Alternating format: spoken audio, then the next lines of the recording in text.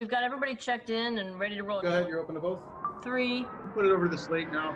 2, 1. Take camera 1. Go, John. Welcome to the Washington Post. Welcome to Washington Post Live. I'm Leanne Caldwell. I'm Yasmin Abu Talib. I'm David Ignatius. That was quite an intro. My gosh, we should probably just leave it right there. I've hit the big time. Washington Post. I can go home and tell my parents what I did today. Between Facebook, Twitter, YouTube, Washington Post Live itself, we are now reaching hundreds of thousands of homes across all 50 states. The power of this platform is it takes people into the world of ideas. Audience members of Washington Post Live are part of the conversation. I would like to ask the audience, how many of you knew before today's event that heart disease was the #1 killer of women? Okay, just me. Whether it's with cancer scientists or politicians. This panel, I think, was originally called, 2 women against Putin. It really should be 3 women against Putin. So the better way to get things done, as I've demonstrated, is by putting a group together and negotiating something that's good for both points of view. So tell me what your plan is. Oh, we have lots of plans. I think Washington Post Live offers journalists like me a new way to do our job. Their work is hugely important. A new way to connect with our audience. Hello, Senator Schumer. Welcome to the Washington Post. This is going to be fun. A new way to deepen our engagement with people who care about the Washington Post and our mission of gathering news. The Washington Post also said that we were the best film of the year, so that was pretty cool as well. Yes, well, I mean, the Washington Post doesn't lie, Jeffrey. You know that. I'm still having a lot of fun, Kat. A lot of fun. And their individuality comes through more so than just their title. Thank you for being the agents and the warriors of the light and truth. That is the lock from the night of the burglary. Jeff Bezos bought it at an auction. Right. And we're trying to find out how much Bezos paid. Right. Come back next week. I'm so grateful to be on a platform like the Washington Post. I subscribe, I read, I love the Washington Post. Thank you. We need films like this. So thank you very much. Stephen, Lynn, it's been great to talk to you. And I'm quite honored that the Washington Post should want to talk with me. Thank you. I cannot thank you all enough.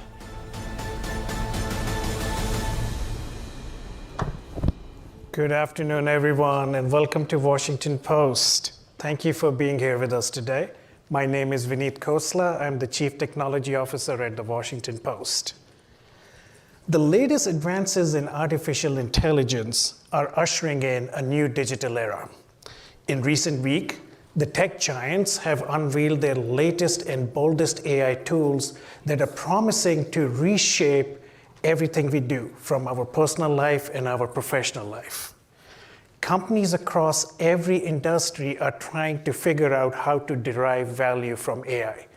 We here at the Post have been using AI for a long time, and we are also now starting to explore how we are going to use generative AI to further amplify and make it faster to do the reporting and the journalism we do, as well as offer to our readers and listeners new novel ways of interacting with our journalism. We are doing this because I believe we live in a time where every company is a tech company. More importantly, every company needs to start thinking of themselves as how to become an AI company. This really fast-moving technology is going to impact business and economy, but it's going to impact all aspects of our life. It's going to impact our political process, our national security, our global competitiveness, and it's going to change societies as a whole. So we are exploring all of those topics today, and we have a powerful lineup of speakers to talk about these with us. We have Nobel Peace Prize-winning journalist Maria Reza. She has flown in from the Philippines, and she will talk to us about how AI is going to impact democracies around the world. After that, from Silicon Valley, we are going to be joined by Reid Hoffman, the founder of LinkedIn and a very early investor in a lot of AI technologies. Then from Washington, former chair of the Joint Chiefs, General Mark Millie, and the CISA director, Jen Easterly, will have a discussion about how AI is going to impact our national security. followed by from Beijing, we are going to hear from an early AI pioneer, Kai-Fu Lee. But before we begin, I want to thank our sponsors, NASDAQ and IBM, and I want to thank you all for joining us over here today. This is going to be an exciting session. And our program starts now with a brief video of Reid Hoffman talking to his digital twin. You heard that right, and you heard it first in Post. Reid Hoffman talking to his digital twin. Thank you.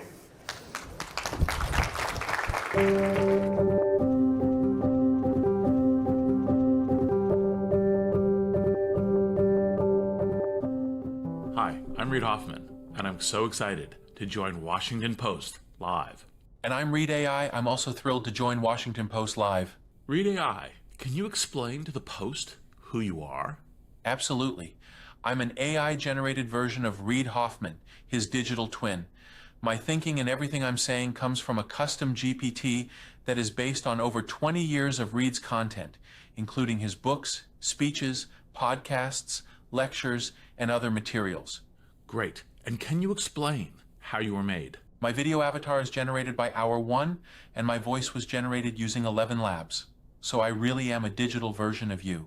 Well, I'm not sure that either of us are a digital version of me, but that's a lot of data. Can you give me a quick bio of me from what you've learned? And can you share it as a rhyming poem?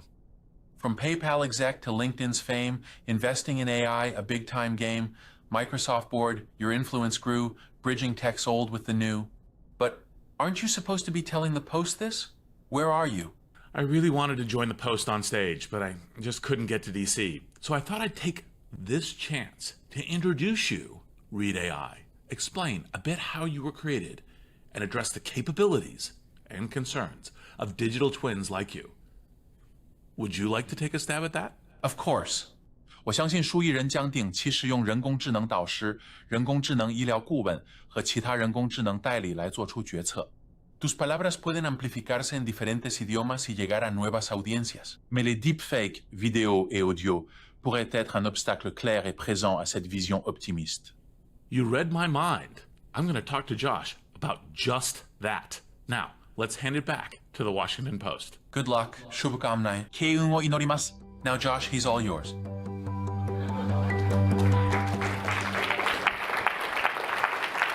Hello and welcome. What a wonderful and insane way to open the proceedings today. I am Josh Tiringel. I am the AI columnist of the Washington Post.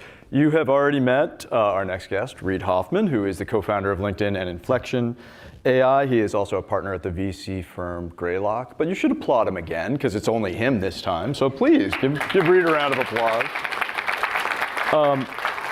We are going to get to all the downstream consequences and implications of read fakes and deep fakes and all sorts of other things. I actually want to start in a place that's a little bit maybe unexpected. Of all of the people that I have encountered who are working in AI, regulating AI, talking about AI, you actually are the person who has the most unadulterated joy at working with these tools. Why? What do you love about them?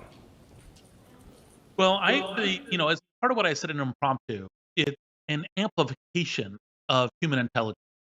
It's the question of cognitive capabilities. And that amplification, whether it's our creativity, our ability to have insight, our ability to make, do more things, it's superpowers of the mind. It's a cognitive industrial revolution. Like, we can shape that to being more human, to being our better self. And that is awesome. So hence, try to transmit the energy. And of the tools that you've used, I mean, obviously you're making some of them, but what are the couple of the favorites that you like to mess around with the most? Well, I mean, obviously, to some degree, Inflection and Pi, always has a close place to my heart. But obviously, ChatGPT, I think is really good. I think Midjourney is amazing. I myself, I think I've given you a couple of images made in Midjourney, right? So yeah. I want to just be clear with the audience. All of what you saw with Reid AI was made on commercially available technology. There was some cutting so that Reid could be speaking to his digital twin. That we actually had to do with post-production. But is the day coming when you think everyone is going to have an AI twin like Reid AI? And what would that do for a normal person? So I think everyone's going to have an agent it might very well end up with a number of people having digital twins in terms of how it operates. But I think the people who have digital twins will be a question of, do they need to have a kind of a broader, kind of engagement with the audience, media, attending Washington Post online, other kinds of things. But I think everyone's going to have an agent or multiple agents that represents them out in the world and helps them navigate. And what's going to be startling about that is how quick that's going to be. It's going to be quicker than the internet, quicker than mobile, in part because it builds upon them in terms of how it operates.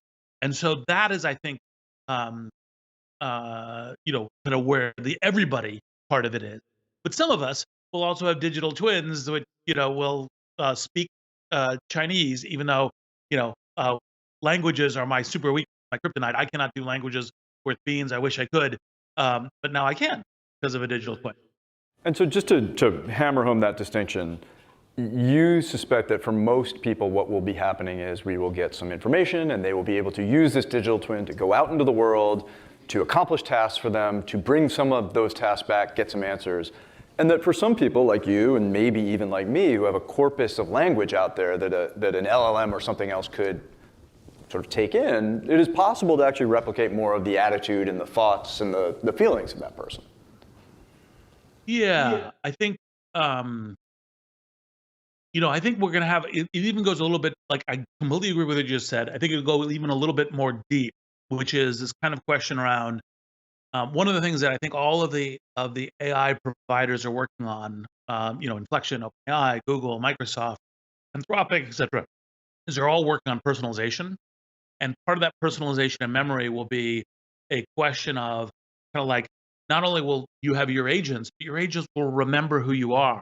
They'll remember the conversation, the dialogue, the expressions of interest, kind of wants in terms of what's happening. And that will help you navigate. Now, obviously, people most often go to the kind of the psychologist, coach, therapist thing, which can be important sometimes. By the way, you're super depressed, you're home alone at midnight, and in something that's kind of compassionate there to talk to you can be a very good thing. But it'll also be kind of questions of like, hey, when I go to Rome, I really like art, and the after hours tour of the Vatican Museum is the thing to suggest to me, and or when I'm going to the work, it says, oh, you got to remember to do these 3 things, today, because those are what you were mentioning was priority yesterday. So these are the things to remember. And all of this is part of how we're going to get amplified by agents. You recently gave a speech in Perugia, which I imagine is a very lovely place to give a speech, largely about the value of synthesis, which I thought was very, in some ways, very autobiographical. You're one of the very few people I know who can actually synthesize the values and cultures of Silicon Valley and Washington, D.C. What I want to ask you to do, though, is explain to us what they don't get about each other. Where are they not synthesized? Oh, good question.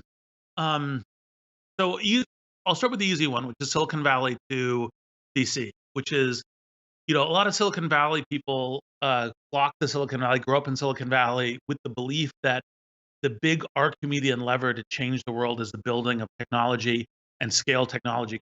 Because you can do things like create the whole AI revolution, you can create the internet, you can create mobile and smartphone. I mean, Steve Jobs, every technology company is one great product away from a revolution, hence the iPhone, and kind of the resuscitation of Apple's, prominence and fortune. Like, 20 years ago, you never would have thought Apple was where it was in the world as a function of this. But what they don't get, because of all that, strengths and weaknesses tend to have a blind spot of each other, is what they don't get is, kind of the importance of government, the importance of a shared environment, the importance of dialogue around policy, the importance of not just creating great technology, but how you're doing that within a social framework, and with, kind of at the very least conversation in terms of the shaping up, but also, of course, like, because, what allows us to create this amazing creative place in Silicon Valley is the culture and laws and economy of the U.S., which is in part due to its governance system, right? And so buying into that governance system and doing it. So that's part of the reason why any, kind of leader within the U.S. government who comes to me and says, "Hey, can you give me some advice about, anything that I know about?" I will do it, not as an industrialist, but as read, as a way of doing it, because I think that's super important. And I try to play that voice within Silicon Valley about how to pay attention to DC. Now, on the DC side, there's a few things. I mean, one is a tendency to say that the only thing that matters to a bunch of the Silicon Valley people is making a ton of money and profit. And actually, in fact, a substantial thread for many, even controversial Silicon Valley figures, is a mission to change the world. Is this kind of notion that no, I'm doing this thing to change the world. Now, of course, money and profit part of it, and it isn't saying it is not like, oh, it's altruism. It's like no, there's the strength of capitalism is aligning interests with good output for humanity and society is part of what it does a particularly good job at doing in some ways, some important ways. So that's one. The other one is, like, for example, roughly speaking, here might be a very good way for you and the audience to think about stuff. Any scale problem in the world, whether it's climate change, whether it's economic justice, whether it's criminal justice, whether it's international relations, 30 to 80% of the solution is technology. And so you have to have a theory about how that technology actually gets built and understand what are the patterns by which scale technology gets built. Because it isn't just like, oh, hire an engineer and they do it. That's not the way it works, right? There's a whole system in terms of doing this. And so the question is like what I would advocate from the Washington, D.C. perspective, where there's a complete blind spot, is to say because DC is all about scale problems. Every problem, what's your technology strategy? And that's not an IT strategy. That's not like Windows or Mac, right? That's what's the technological set of capabilities that are being developed, that might exist, being developed, could be developed, that could help change this thing. And that they just tend to think is like, kind of like it happens or it doesn't happen accidentally. Of course not. So it's a great answer. I mean, I think we have two attempts at synthesis when it comes to AI and regulation. I just want your very quick take on the Biden executive order and the AI Senate roadmap. What do you think? So the executive order, I thought the Biden administration did a great job on kind of AI, because it was a dynamic process through a set of things. First was call in the major tech developers and push them hard on voluntary commitment. Say, what are the things that you could do that would really make a difference? And let's tell you what our concerns are, and let's ask you hard questions, and let's try to figure that out and get you to sign up. Because there wasn't just oh, sure, sign up. And it was like we're pushing you. We want you to do more. We want you, like, what could you do on this? Could you make some commitment on this? No, that's not strong enough. Make it better. Got that set. And then said, okay, now we have this. How do we begin to have this as policy within our country? And obviously, one of the things that the Biden administration cares a lot about is it's following law and everything else. So it said, okay, well, we have this Production Act, and what's the limit of what we can do? What could we do as a kind of a guidepost to Congress? What could we do as a guidepost to the rest of the world? So here's a set of ways in which we take key elements of the voluntary commitments and we put them into, kind of an executive order in terms of how to operate.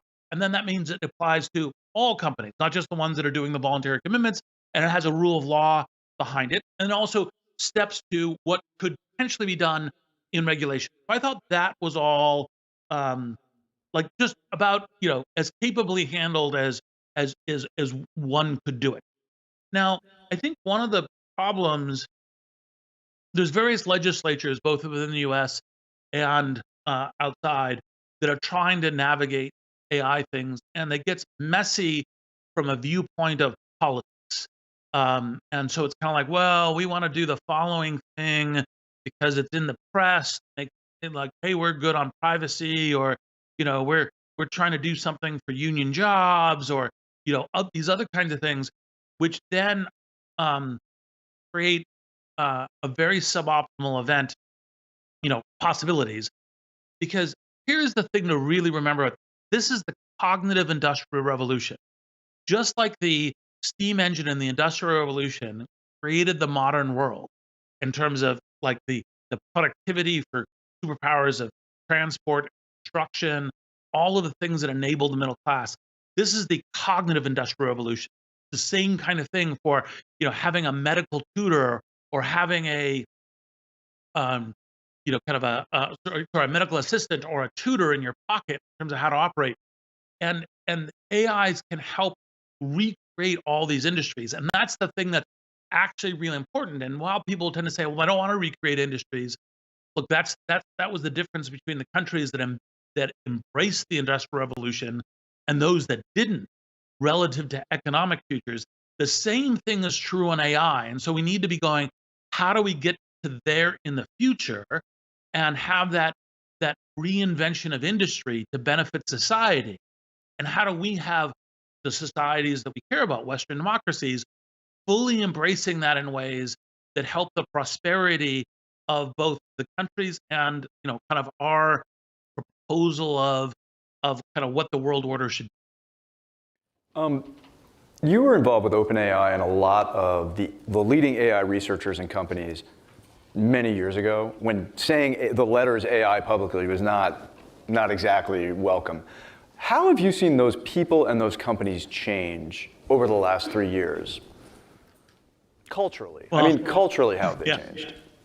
Yeah, well, I could give an answer. That's a great question. I could give an answer to that for the next day, right? Which we don't have. Well, if it's juicy, I think these people would be happy to have it. So just, yeah. Look, I think there's a whole set of different threads. One is moving from science fiction exponentialism to a realization of what's actually in fact happening, and watching people go, oh my God, it's working so much faster than humans. Is this going to be the next species? To, oh, look, it's going to take us 5 years to get this really integrated into the right things. Like that kind of shift, I think, is one. Now, some of that shift then comes into the people who go, my value is that I'm yelling, danger, Will Robinson, to the humans. The robots are coming.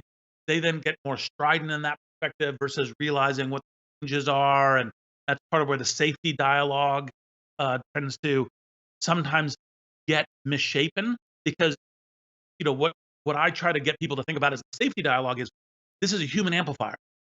What do humans with bad intent, what can they do with cyber criminals, terrorists, rogue states? Focus on what they might do, right? And sure, pay attention to the sci-fi stuff. Like, no harm. Let's have that conversation. But like, you order what problems. So I think one shift is to this kind of like, oh shoot, we're actually now really seeing what's happening, what the next few years look like, the next 5 years look like. It's from science fiction to kind of what is the shift in kind of human societies and what is the work. I think another one is kind of this question around, like, how do we think about, we are one of the things I describe in Impromptu and the Bologna speech and the Perugia speech, like, we are homo techne. We evolve through our technology. I mean, this is technology. We're talking through technology. What it constitutes to be a human being happens with technology, our epistemology, how we learn things. How do we actually involve, like, what do we take as those key human values in what you're doing? And I think that dialogue is increasing too. Not just like, oh, we're now creating this new amazing technology, but how is it a humanist technology? And I think that culture is growing as well. Have you seen anything that you would say is either out of control or anti-humanist? Well, there's certainly worries in it. Competition, competitive things between companies could create risks. Now, it also creates value too, but it could create risks. I think that, there's some technologists who are like, we're just going to create the robots, right? And you're like, okay, let's be careful about how we create the robot, whether it's autonomous weapons or whether it's provisioning capabilities in rogue states or terrorists.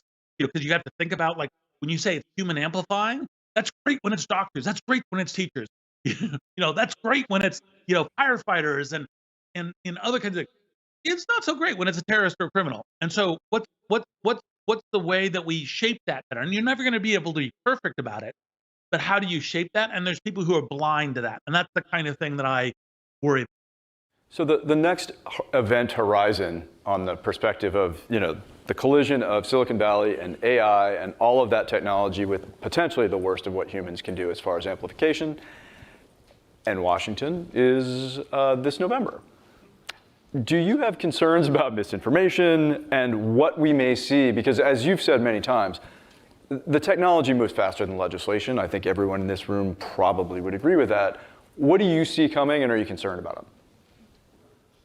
So, look, if I could wave a wand and just not have quote unquote deep fakes able to be produced anywhere in the world for the rest of this year, I would wave that wand just to not have the variability and instability. And the variability is not just what might get created, like, this kind of Republican operative in New Hampshire creating robocalls saying, don't vote. Biden says don't vote. That kind of stuff. Like where there's kind of, but there's also the claim where you see someone actually do something nutty on camera. Like you could think today, President Trump would say, "Oh, that Access Hollywood tape, that was a deep fake," right? And so that also creates. So I wish I could wave my hands and kind of say, all of that just kind of goes away is not possible. Since it's not, we have to learn how to navigate it. And that's a little bit of the reason why I started kind of experimenting with it and kind of showing what some of the virtues are, like human connecting through speaking languages. It's kind of the way of doing. But that is a deep concern, and our antagonists to democracy, Putin, other folks, they're all in for creating disorder. And how do we sort out, like to live in a healthy democracy, we need to be having conversations which are truth finding. Like we learn together as we go to time. This is one of the reasons why, institutions like the Washington Post and events like this are so important, because those institutions that are dedicated to truth and need to have that anchor are extremely important. And generally speaking, deep fakes don't start by helping. We're going to have to wrap up in a minute, but I just want to point out, you started a podcast called Possible, and it's really focused on the best possible outcome of this very strange, worrisome moment we're in. So I want you to just hit us with it. 10 years from now, what's possible? What's plausible? What does it look like as it relates to AI? I'm not going to ask you to predict the future on all realms, just as it relates to AI. What's possible? So, this is the general way to look foolish. You make a specific claim 10 years in advance, and then it's like it's never that way.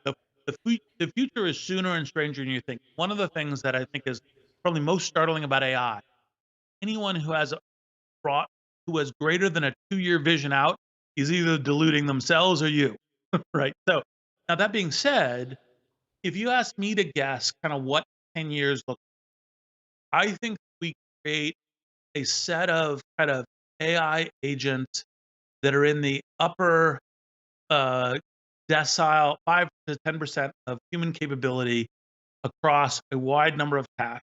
The humans are still very important for that, because the judgment and context and kind of like which of these things apply to which and how do you make it better, like the human plus the machine will still be a much more highly performant thing.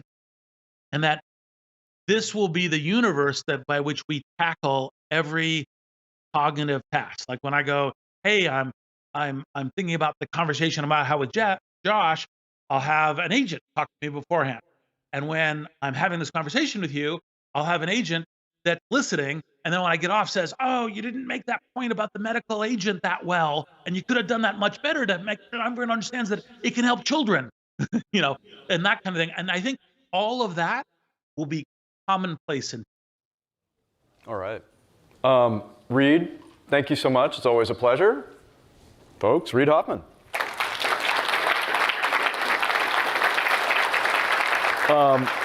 Stay with us. My colleague Bina is about to join us with a conversation about AI and the possibilities it may open up as far as medicine. So thank you guys.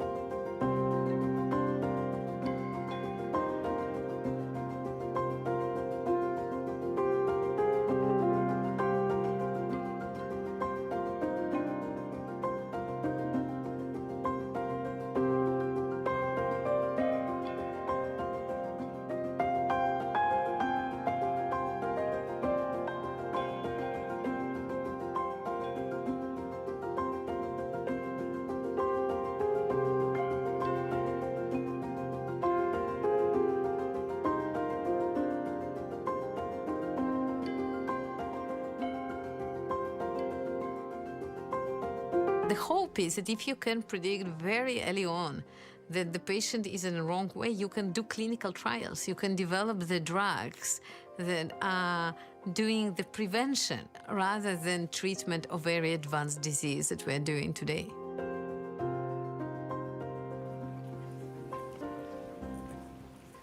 Hello, everyone. Thanks for joining us. I'm delighted to be here today. I'm Beena Venkatraman. I'm a columnist at The Post. I write about the future.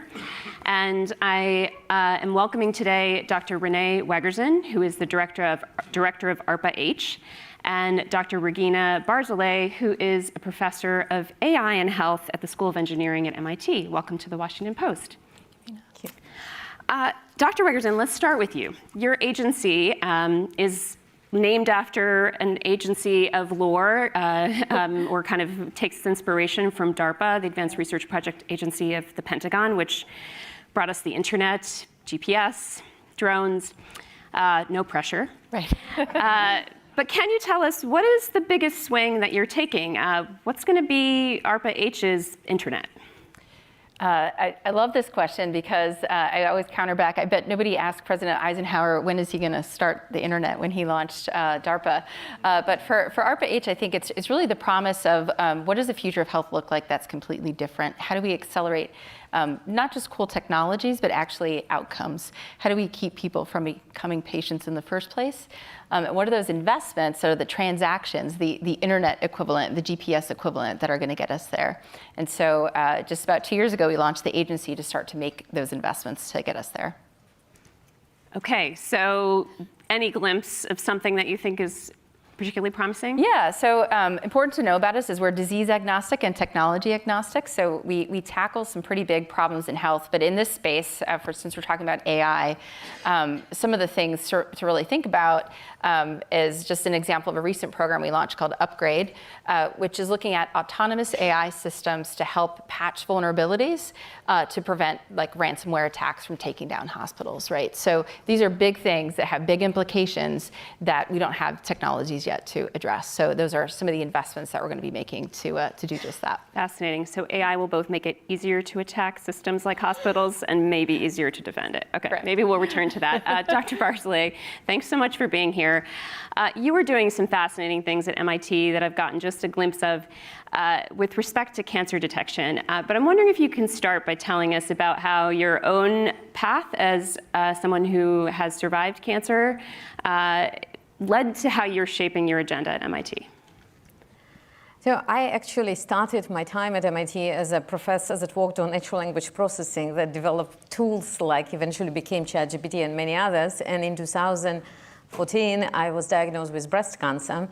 And one of the things that I discovered when I was treated at MGH, that there is no technology there, that in terms of, even basic information technologies that you have, we are really in Stone Age.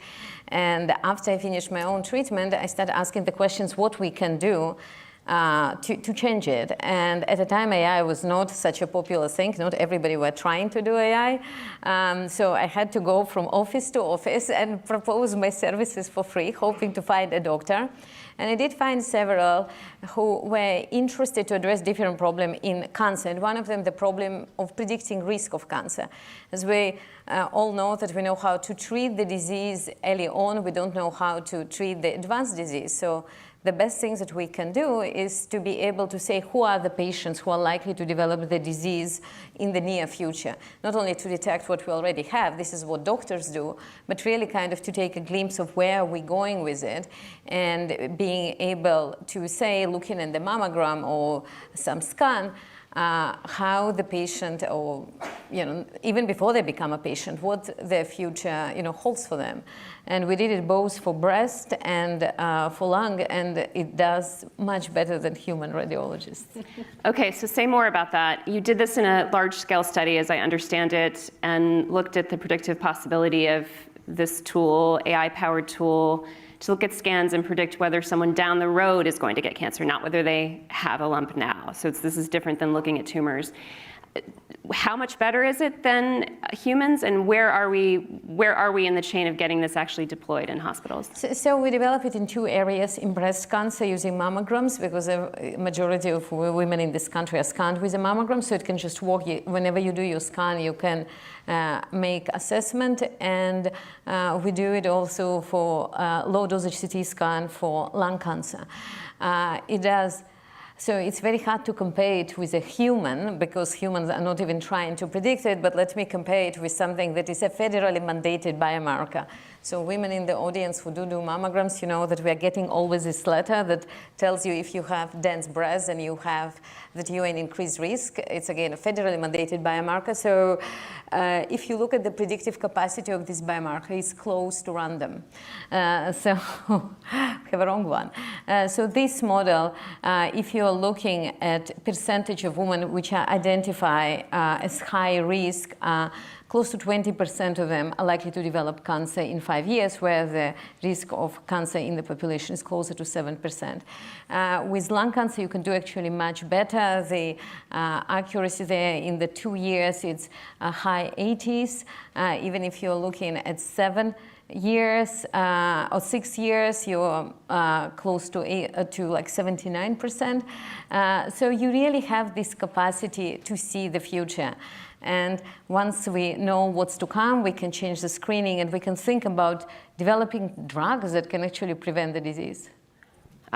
Okay. So where are we with that? Where are we in the chain of? So one of the challenges of these technologies, they're trying to do the task. AI does a task that human cannot do. No radiologist, whenever the machine gives them a prediction, can say whether the machine did the right reasoning. If you're just predicting cancer, you can just look at it and say, yeah, it's there or not. But here you're predicting something human cannot validate. So for this reason, we had to go to many, many countries and to many hospitals in the United States, and we broadly validated the breast cancer tool, and it's open source tool. It has been validated, and there are a number of hospitals which are using it in different capacities. For instance, at MGH, during the pandemic, when the access to mammogram was greatly reduced, this tool was used to prioritize women who need to have mammogram despite the reduced capacity. And there are various clinical trials, prospective clinical trials, that are kind of studying what is the best way to utilize this tool, because it is not enough to say to the patient, you are high risk. You actually need to do something. And the question, which is not an AI question, is what do you do next? And there are various trials now that are going for breast, and we are starting actually, hopefully jointly with VA, to do it in a lung cancer space. Okay, so maybe coming to a clinic near you. Dr. Wegerson, Dr. Barzilay just mentioned, the possibility to be able to drug against something preventatively. How are you working on AI as a tool for drug development and for advancing that area? Because that's a hugely complex and different side of this than diagnosis.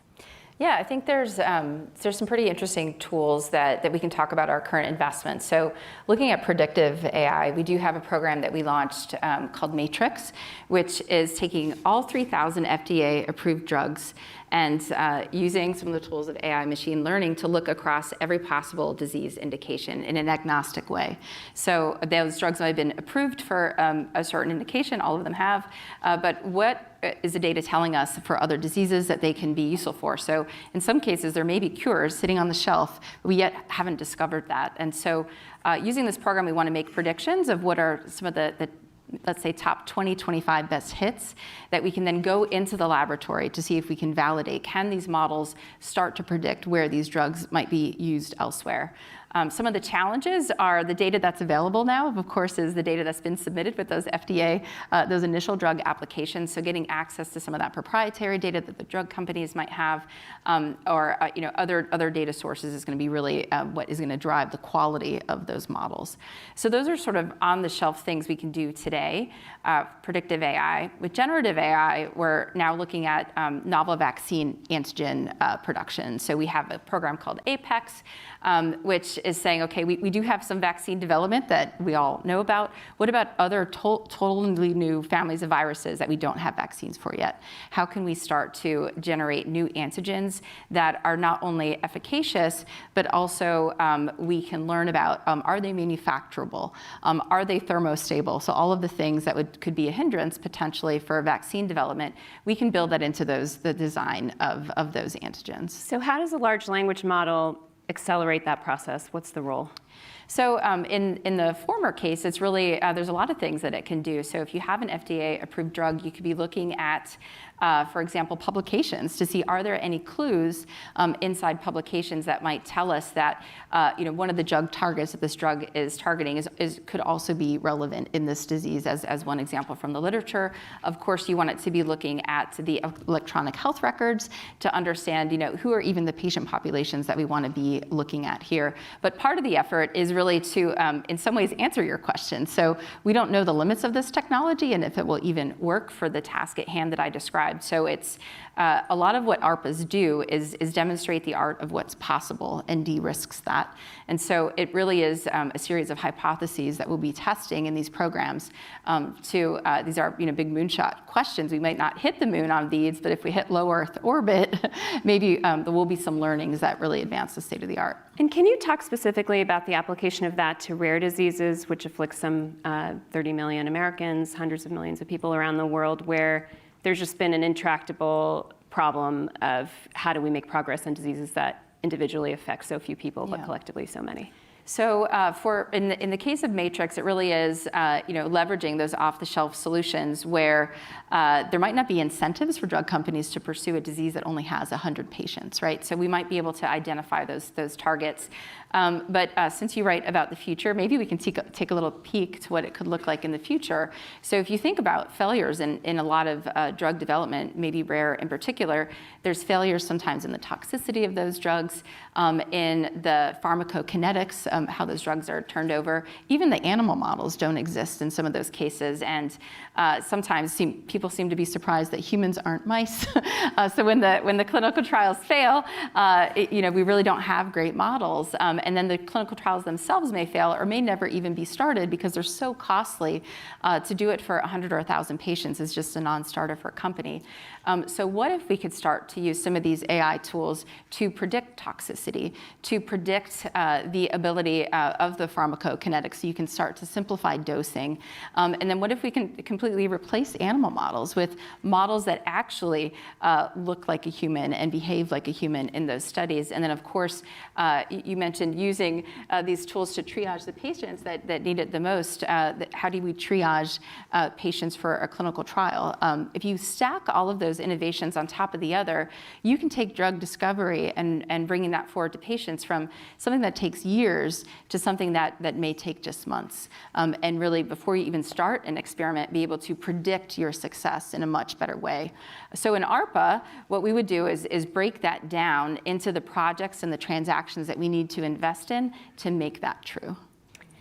Dr. Barzilay, one of the challenges with the application of AI to medicine and healthcare, even at the research stage, but particularly once we go and think about the clinic and treating patients, is that the access to technologies in medicine has historically been not evenly distributed, and we see even in the predictive models being used in healthcare today, biases in terms of how those models are used and what they reflect of different populations.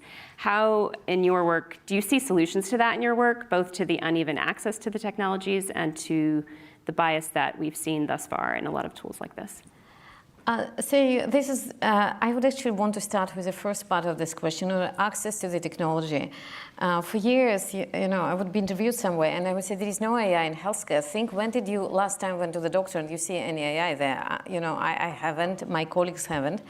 And people say, no, it's there, you just don't know. So finally, my colleague at Stanford, James Zhou, wrote a paper when he looked at the billing of the, all the American insurers from 2018 to 2023, and the question that he asked, how much of it goes to the AI tools? So he looked at 500 FDA-approved tools and asked how many of them actually build. So the result of the study is that from, I think, 9 billion codes, less than 100,000 went to all the AI tool collectively. There were only 4 tools that were actually built, and the one that was built the most, I think some cardiology tool, had 67,000 billings. So this is really a scary piece, that all these great technologies that we are developing, that is created in the United States, is actually not being translated into the into the healthcare system, and other countries are actually way ahead of the United States in this area. And there are a lot of studies that demonstrate that part of it has to do with the billing, with how codes are designed. But today we don't really have a great solution of translating this great technology into concrete outcomes. So if you would ask me what is more important, to worry about the bias or to worry about translation, I would say let's just start translating, because the comparison is not the perfection. The comparison is all the patients who are underdiagnosed, who get wrong treatments, who are not having access to care. So I think we should really focus on the first part of this equation. Do you see a relationship between those two problems, though? Like, if there's a reaction to a tool because it is biased, that its uptake might be affected by that? I think that we have, as I mentioned earlier, a tool. We have measures today, which are not AI measures, which are shown to be biased, like breast cancer assessment or lung cancer assessment, which are racially biased, which don't work for different classes of patients, and they're there, and they are reimbursable, and so on. So I think that this is a really important question, and we're thinking about it a lot, and I think there are a lot of technological solutions that can help, but first let's bring technology in. But to answer your question, it is indeed a serious question. What happens when these models are making predictions that humans cannot validate, and they're systematically biased? And unfortunately, for years, some of the data sets that were collected by NCI were not representing, the full American population. Like NLST, a very big trial for lung cancer, doesn't have almost African American in the whole very big set of images. So this is indeed an issue, but I think given the current awareness, on one hand, people are much more sensitive to what is in the data and whether it is representative of the population. On the other hand, there is a lot of work on algorithms for detecting biases, for teaching the models when to say, I don't know, when they are uncertain. So I think there are developments in this field, but we first have to bring the technology into hospitals. Okay, 2 rapid fire questions, because you're both so fascinating that we've gone way off script. So one is a question from the audience. So Agnieszka from Maryland asks, what is the most urgent question that is not being asked yet in the current public discussion about artificial intelligence? I would say, if we can answer from the health perspective, that'd be great. Dr. Wiggerson, you first. Maybe pulling on that last thread, it's how do we just get it out there and start testing it? So because of some of the biases that the model's been made, they will degrade, performance will degrade when we get out into the real world. And so I think that's one of the, how are we getting out there? How are we making it more accessible? Really importantly, in an aspirational type of note, how are we using this to augment healthcare providers today, to allow them to be top of license, to do what they went to school for, to be medical doctors or community healthcare workers? How are we leveling up their skills so you don't always have to go back into a central care setting? And so that's AI-assisted task guidance, et cetera. These are the questions that I would be really excited to start adopting in that healthcare environment. Dr. Barsley, the most urgent question. We're not asking. I think how to make these technologies, their translation really fast. When we're thinking today how many years it takes to bring new technologies, sometimes it's decades if we're thinking about drugs, and very, very slow. So with AI technologies, you've seen how fast the technologies that you are using today is changing. So and that's about regulation, or that's about people it's about just how do you redesign it? Clinical trials? How do you bring, if there was improvement in the technology, we're not testing now in a big clinical trial obsolete technology, how do you update it? And of course, how do we change FDA regulation that truly, truly can benefit for significant redesign in the AI space? Okay, and here's the last one that's closing every conversation today at the summit. Dr. Barsley, then Dr. Wiggerson. Who is the smartest person you have heard or read on the future of AI? Oh. Aside from each other, of course.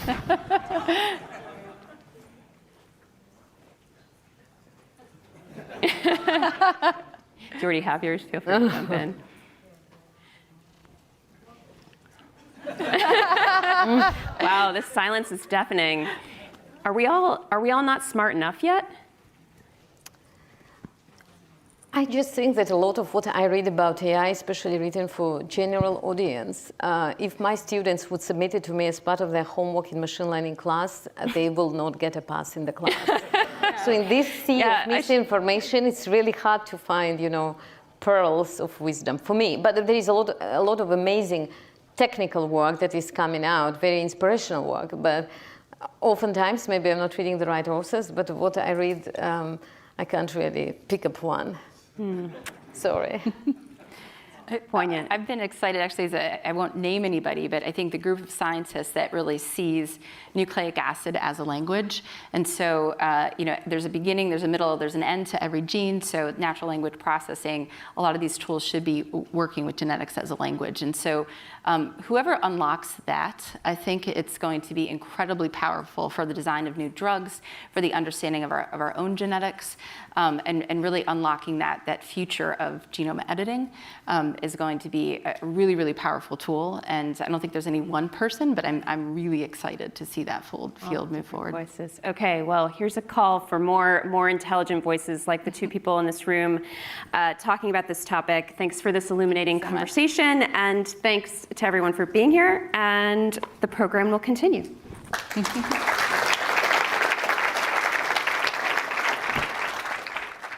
NASDAQ's had a long history of being a critical provider of technology to market operators, and more recently to financial institutions. We are here to help all financial institutions navigate and actually take advantage of market conditions and regulatory complexities of today. We're bracing our customers for change so they'll be ready for what's next. NASDAQ is an innovator. Our customers really want to be sure that their trusted partners are investing in technologies of the future.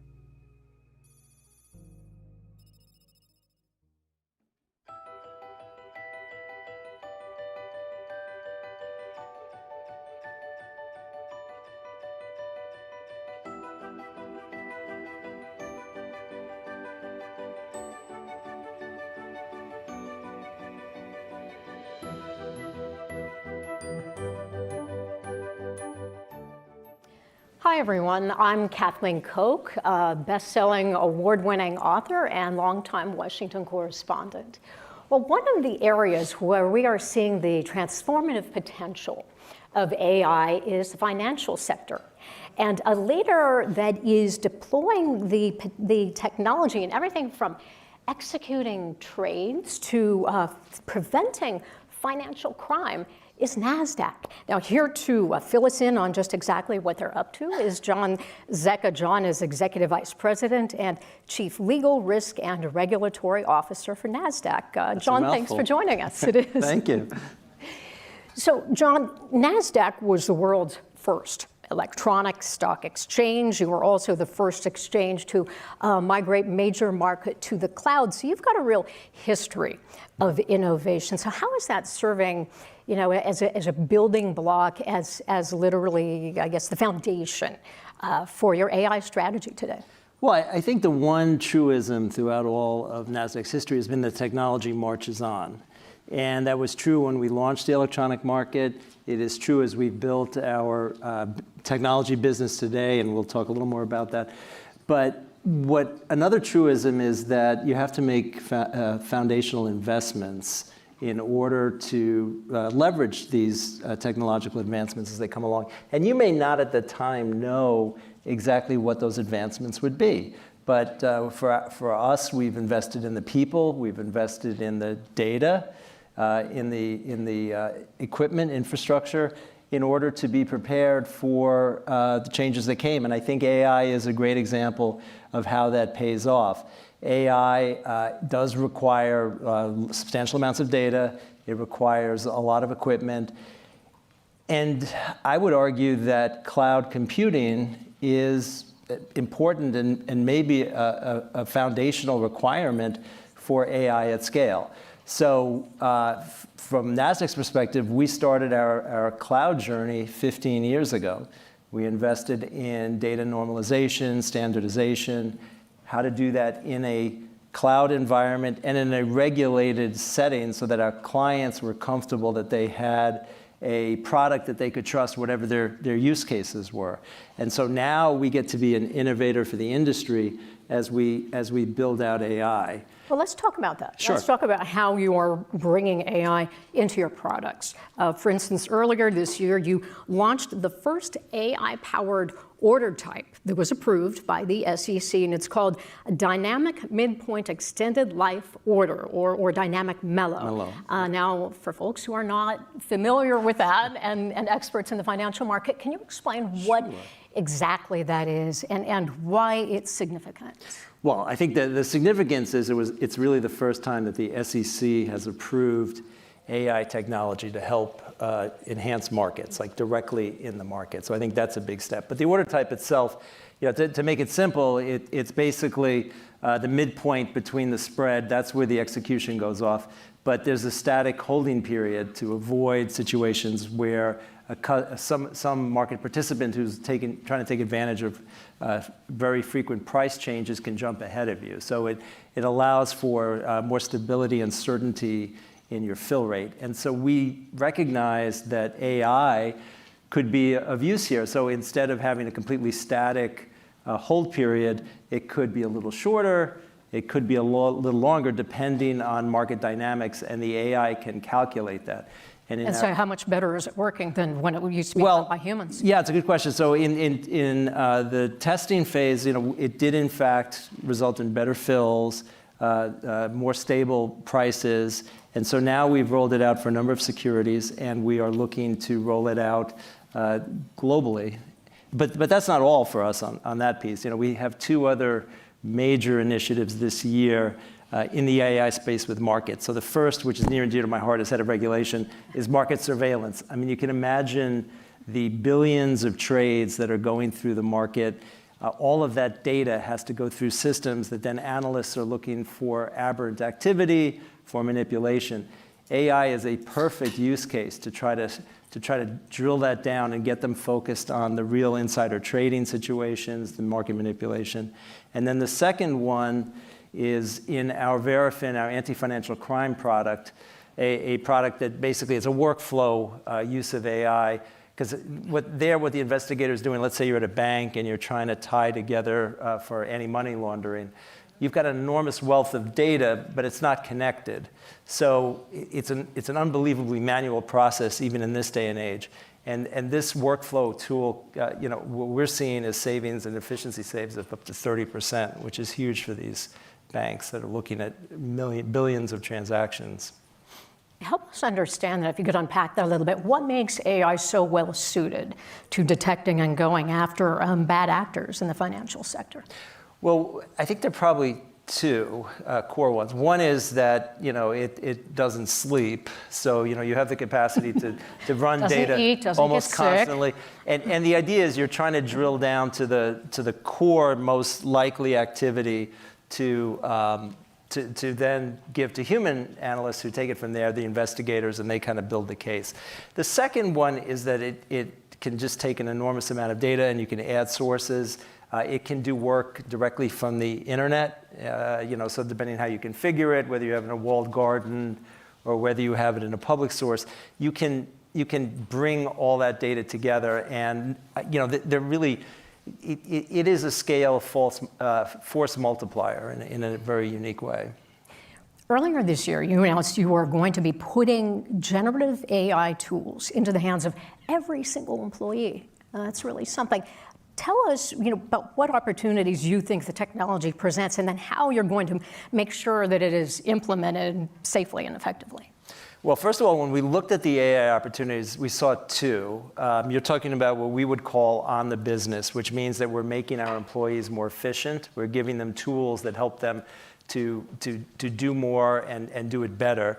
The other one, of course, which I talked about before, was in the product, where we're making our products better.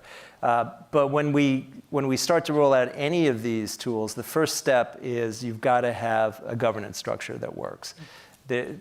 Whether it's the ethical AI piece, whether it's ensuring that your data is protected and ring-fenced from public exposure, whether it's considering your intellectual property rights, which are a bit complicated in the AI context. All of those were part of the governance structure we put in place, going across all of the work streams, both on the business side and on the expert functions and teams. And we built that piece out first. We coupled that with education, because if you're going to give employees the tools, they have to know how to use it and how to use it safely. And we also, frankly, want to make sure not only that we're avoiding risk where possible, but also that we're not going too slow, because going too slow in AI adoption is itself a risk. So then we get to the second part, which is the exciting part we're in now, which is you unleash the creativity of employees to actually use those tools to come up with creative ideas. We have hackathons coming up. You know, what we're seeing is in the areas, one key one, of course, is the code companion and writing better code, testing. Another one is content generation. Like most companies, we generate a lot of content, and so that's useful. Then I don't know what the right term is, but you may call it like data information gathering, which is really formatting the data that you get in a way that's useful for your client or for your employee. And then workflow analysis, I mentioned the Verafin one, and algorithms. And the efficiency saves are different in different areas, but they're all promising. And of course, it's still early days. You know, the technology is going to get better. Well, as we wrap, let's talk about guardrails, because a lot of folks think we need some more for AI. What do you think regulators need to do to strike a balance between helping AI, letting it reach its full positive potential while still protecting against its biggest risks? Well, I think the first thing to keep in mind is there were a lot of governments and individuals thinking about it. We're tracking about 100 bills just in Congress that reference AI. There's another 400 plus at the state level. And then Europe, with its Artificial Intelligence Act, probably has the most comprehensive. But a lot of other countries are focused on it as well. I think India comes to mind with some of the guidance they gave leading up to their election. So there are a lot of governments thinking about it. I wrote a piece a few months ago on trying to think through how to approach regulating AI. And normally when there's new technology, there's always going to be parties who say, there ought to be a law. And I'd say the first thing to do is potentially to resist that, because early and rapid lawmaking is often very rigid. Sometimes it can focus on favored industries. It can involve nationalism. And it often is prone to be an impediment down the road as the technology changes. So what we've said in the one area that I think is critical for fighting crime, for like in any financial crime business, the use cases there do need some flexibility. Where you might worry about explainability or the ethical use of AI in the context of loan applications, it should be different in the context of preventing financial crime, because the bad actors are not subject to that law. They're of course free to innovate, and in reality, I think some of the AI standards and the adoption is going to be driven by bad actors because they're going to experiment, and so the good actors need to have the opportunity to compete.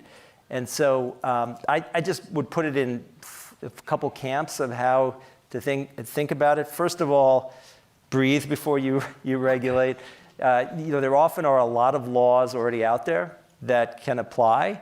So, whether it's securities law, whether it's fraud laws. So the delta, the gap in the law may not be as big as you think. The second is and there are times when you do need to regulate, to try to do it with as little prescriptive rulemaking as possible so that it's more flexible to deal with changes over time. And the third is to consider industry standards and industry collaboration to try to set the requirements or the best practices, because they're often more flexible. Sector. Yeah, the public sector, perhaps guided by the government, but not mandated. And so they're more flexible and can change. And I think that's a good framework for AI regulation. All right. John Zecca, Executive Vice President and Chief Legal Risk and Regulatory Officer for NASDAQ. Thank you so much. I think we learned a lot. Great discussion. And if you would like to chime in, feel free to tweet hashtag post live. So now stay put, my friends at the Washington Post. We'll be right back.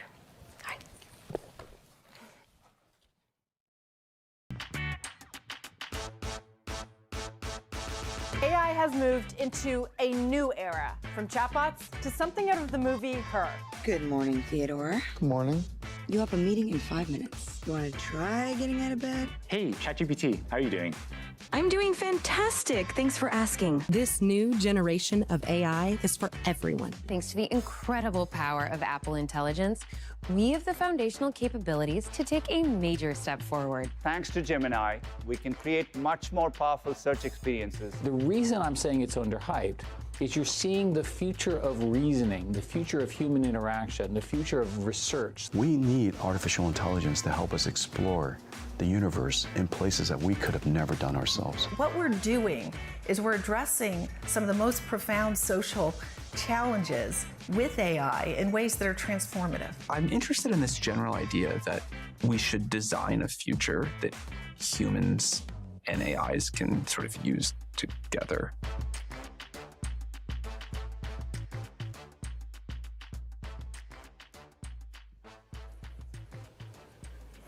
Good afternoon. It is so good to have all of you with us today. My name is Chris Velasco. I'm a personal technology reporter on the Washington Post's help desk team. And I'm Daniela Brill, and I cover tech at work for the Post. By the way, we're from San Francisco. It was very important that we mention that. And if you're not familiar, the help desk team doesn't just report on the impact of new technologies. We embrace it. We live with it, all in hopes of trying to figure out whether it's worth living with and trusting or not. And since AI experiences like ChatGPT have burst onto the scene, well, we've been pretty busy. Okay, that's kind of an understatement. I'm sure everyone in this room has heard someone from OpenAI or Microsoft or Google or even just like deepfake Reid Hoffman talk about the potential for AI to improve the quality of our lives. But there's a lot going on. Just this week, we flew from California after Apple gave us an earful about all of the little practical ways Apple Intelligence is going to improve the apps that we use all the time. Yeah, and so now we want to ask a really important question. Yes, AI, what have you done for me lately? But before we get to that, we want to ask you all. So, is AI actually making your personal or professional life any better right now? Please take out your phones. Whoa, wait. We got scan the QR code up here so that you can vote on the website. Your options are, let me get out of the way so y'all can scan that code. Yes, AI is helping me in my everyday life. No, AI is not helping me. No, it is not helping me, but I'd like it to. And then, of course, the obvious, none of the above. Honestly, we didn't expect you to respond so fast. So if you did already, thank you so much. We're going to come back to this in a little bit. So if you haven't responded yet, please consider doing that. But in the meantime, let's talk a little bit about how AI is doing in your life, or technically my life, because I'm in charge today. So a few weeks ago, OpenAI revealed a new model called GPT-4o. And funnily enough, they did it at this launch event that played up these really cool organic voice interactions and this feature that'll interpret what's happening in live video. But the fun part is literally none of that is available to regular people to use yet. What they did release that I've been using is a new version of the ChatGPT app for the Mac. And this might reflect kind of poorly on me, but I've been using it to triage my personal emails and text messages. I get so many from so many people, and I genuinely feel like an awful friend sometimes for not being on top of this as well as I should. So let me show you what I'm talking about. Wait a minute. So Chris, are you telling me that you didn't read the text message I sent you about my weekend? Oh, I'm sorry. Was I supposed to read that? Okay. So I'm glad we're talking about this in front of strangers. Hey, strangers, look at this text message. What would you do with that? Do you read the whole thing? Do you skim it and just respond and hope for the best? I love you. I'm sorry. I did not get to this one. Okay, look, I'm a storyteller by nature. This is my poetry. You need to read it. No, I'm sorry, I still don't have it in me, but we're gonna make ChatGPT do it. So what's cool about the ChatGPT app is with the app, you can direct it to take a screenshot of any app that's running on your machine at this particular time. So we're gonna do that. We're gonna grab a screenshot of the Messages app. It just pulls that in, and let's ask, hey, can you summarize this in 20 words? And Danielle, I'm gonna need your help. As the original author, does this capture the intent of the novella that you sent me? So its response is, Chris is excited about a new bagel shop opening and wants to compare its bagels to New York City's. That right off the bat feels wrong, but how do you feel about it? Okay, well, first of all, Chris didn't say anything. It was me.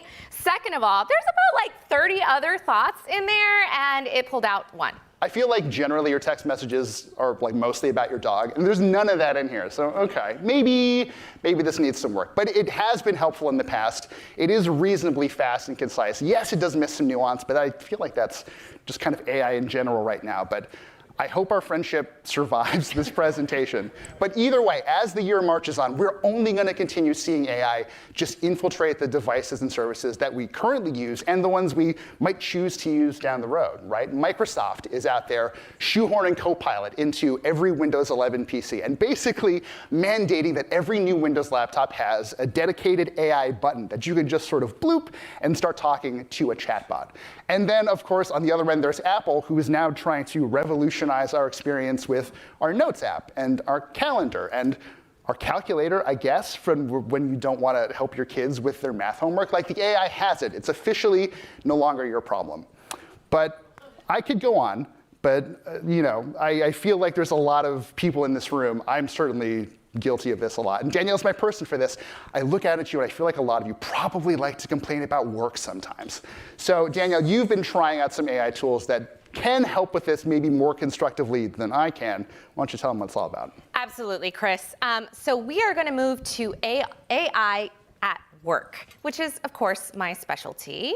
So let me just get set up here. We already know that AI can summarize things, it can help you write things, it can even help you stay organized. But did you know that some people are turning to AI to help with their very human problems? By the way, if that's any of you, we want to talk to you later, so just come and say hi.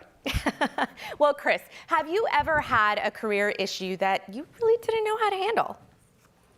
I'm a journalist. I work in an industry that's infamous for expanding and contracting and expanding and contracting. I think there might be some of my bosses around. So what I'm going to say is no, all of my career choices are great and no regrets. Right. Okay, let's be honest. I think we can all relate to the situation where we're at work and we don't know what to do. So, there have been people already turning to AI like ChatGPT and asking these workplace questions. But then new software makers came out and said, we're going to build tools specifically catered to career coaching using new AI models. So they really wanted to get to the aspect of expanding coaching to everyone, even if it's not necessarily with a human. So let's take a look at what they've developed here. We're going to try out a coaching tool called Whisk, and that's W-I-S-Q. I shudder to think what the marketing person who made sure the I and the Q were in the right order in that fake word got paid for that. Okay, well, let's start with a hypothetical. Let's get her started here. Gotta allow some access. I'm a teacher, and I've been working at the same school for 5 years. My school recently got a new principal, and honestly, we just don't get along. She's kind of gruff and controlling and really impossible to work with. What do I do? Okay, so now it's gonna work its magic. It's gonna take some time because it's gotta work with my voice and figure out what I said. Let's see how long she takes to think. Isn't this just par for the course for working with AI right now? Par for the course. Still thinking. Great. There we go. It sounds like you're experiencing a challenging dynamic with the new principal, which can certainly affect your work environment. When you say that she's gruff and controlling, can you share an example of an interaction that left you feeling this way? Sure. She said that I was not a good teacher. Harsh, jeez. Okay, here we go with the thinking again. So give it a few seconds. I feel like we need that the Jeopardy music. Yeah, the Jeopardy music. There we go.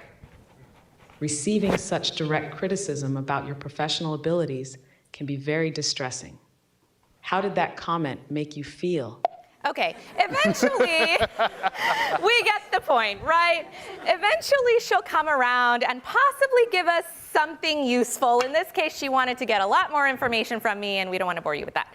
So, generally speaking, how do we feel about interacting with a bot with professional sort of therapy use cases? Thumbs up, thumbs down.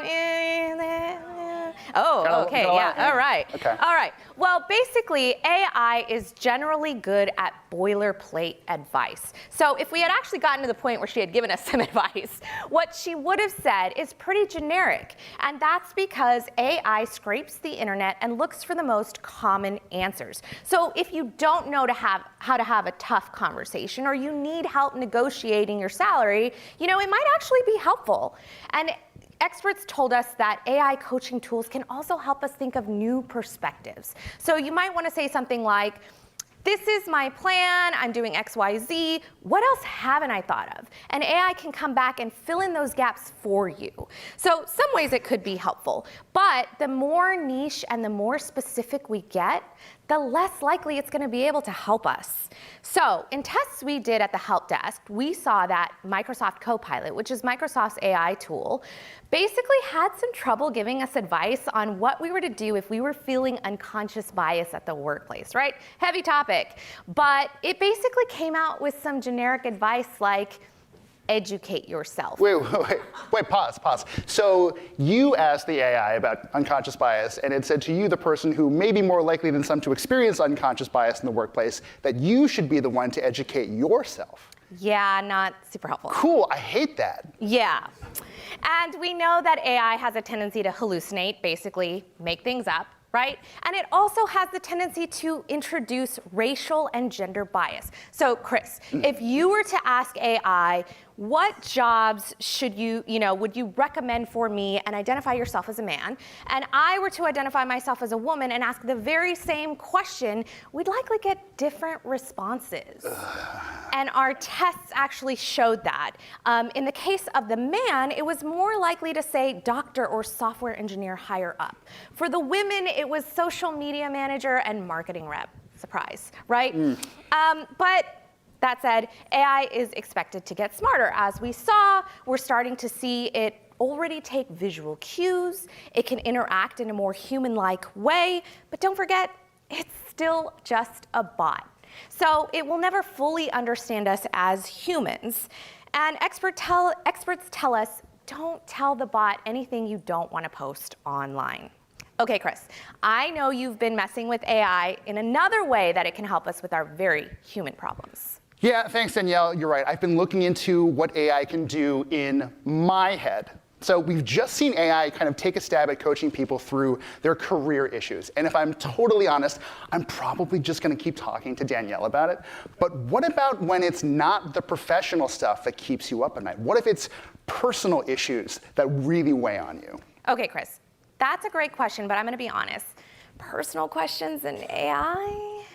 Look, this is fair. You raised a really good point earlier. There are in certain situations a tendency for your interactions and responses to AI to be used to further train and refine those models. So it's generally a good idea not to put personal or sensitive information into these things. But for some people for whom the idea of a non-judgmental, impartial kind of listener, like that in many cases can outweigh the potential privacy risks. Something like 58% of adult Americans identify themselves as lonely, according to data from the insurance company Cigna. And for them, the power and potential for AI to just sort of offer a sense of easy listening is a really powerful thing. Now, in some cases, that's going to be just typing your feelings into a ChatGPT window, which, might not always feel great. In some cases, it's going to be talking to a replica, one of those AI avatars that lives on your phone, and is generally willing to listen, but also tries to separate you from your money. My favorite experience, though, has been something, it's kind of like a digital therapist called Zaya, but you need one of these, a Vision Pro, to actually talk to it. So I'm going to strap in. I'm going to help you see what I'm seeing. Danielle, why don't you tell them a bit about Zaya while I do this? Okay, so while Chris gets all set up, he did tell me a little bit about Zaya. It was dreamed up by a team of board-certified psychiatrists from Cedars-Sinai who have explored the potential for virtual reality to mitigate pain, of all things. So with AI being a thing, they envisioned using it to offer on-demand emotional support and guidance whenever you need it. The only catch, you just need $3,500 to buy one of these. So Chris, I think, is getting all in there. How we looking, Chris? I think I'm locked in. I can see you. I can see you seeing me. And what I'm seeing is the splash screen for an app called Zaya. You're going to meet it in just a second. The first thing you will notice about Zaya is that, to this company's credit, they did not try and replicate an actual human for you to talk to. It's this sort of vaguely female-presenting robot. And what's kind of interesting is it comes to life, and as you talk to it, it'll generate these kinds of immersive visuals to illustrate your points and its points. So let's start talking to it.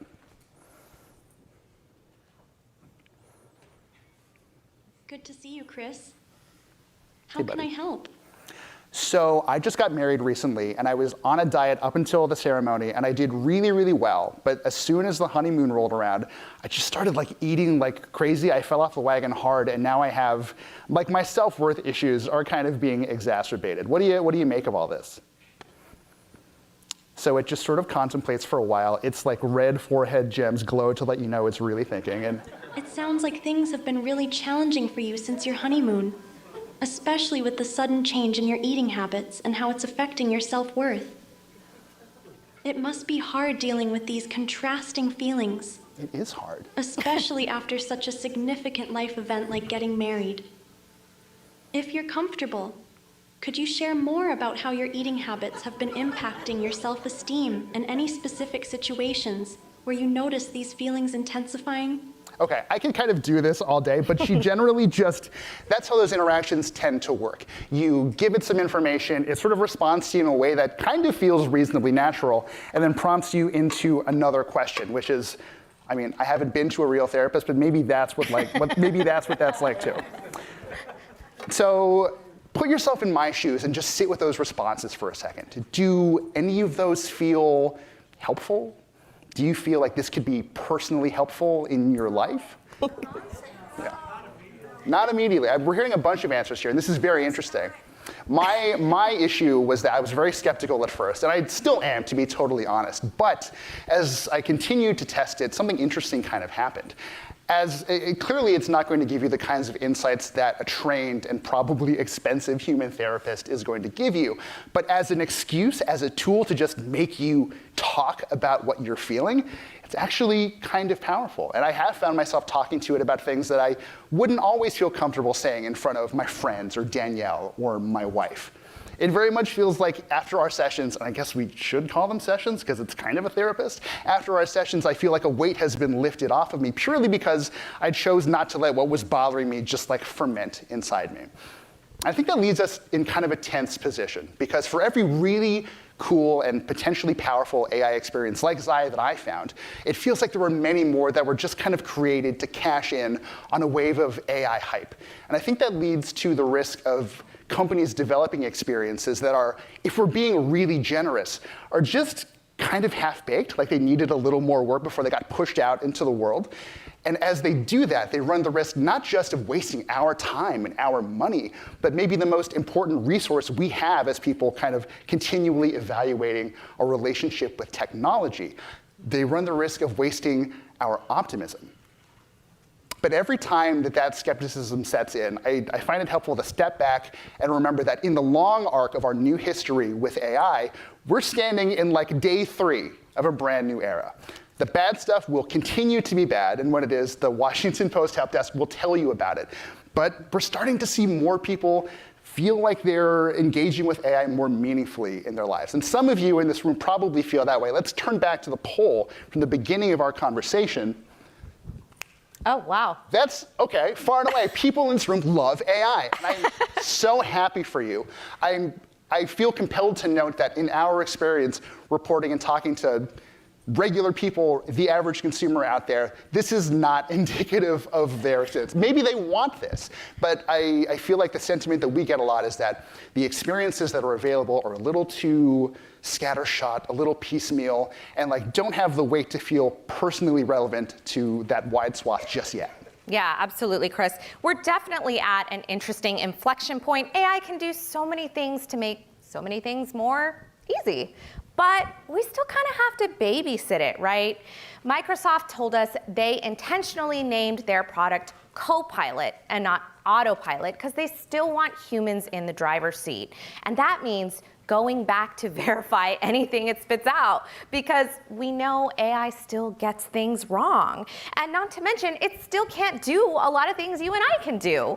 And sometimes, let's be real, these products are solving problems that don't necessarily exist. So it's something we'll definitely be following, and we'll keep you posted. Thank you so much for your time, everyone. We've really enjoyed being here with you. We're going to be out in the lounge area after the programming concludes, so you can come try Zaya or a bunch of AI gadgets that maybe did not live up to their potential. Either way, we've got a great interview with our editor, Yoonhee Kim, and early AI pioneer Kai-Fu Lee coming up, so stay tuned. There's a lot more coming your way. Thank you. I got your...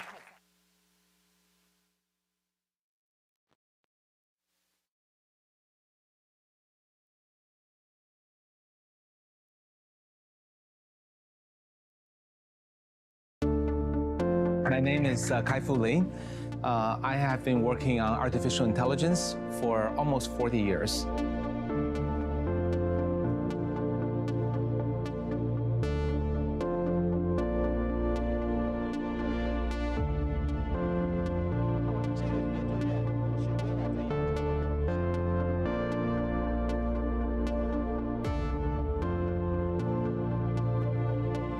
US will lead in breakthrough innovations, but China is better at execution. And I thought a year ago the time has come for China to prove its prowess in execution, and rather than investing in someone, I would do it myself this time.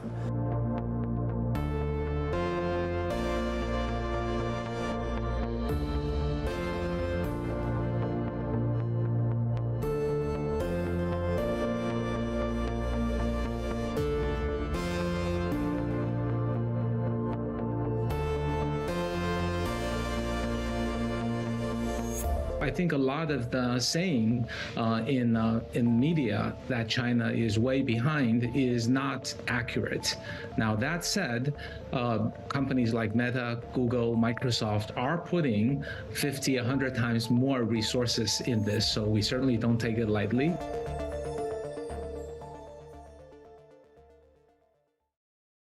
Good afternoon. I'm Yoonhee Kim, Technology Editor for Corporate and Personal Tech, and I'm thrilled to be joined today by Kai-Fu Lee.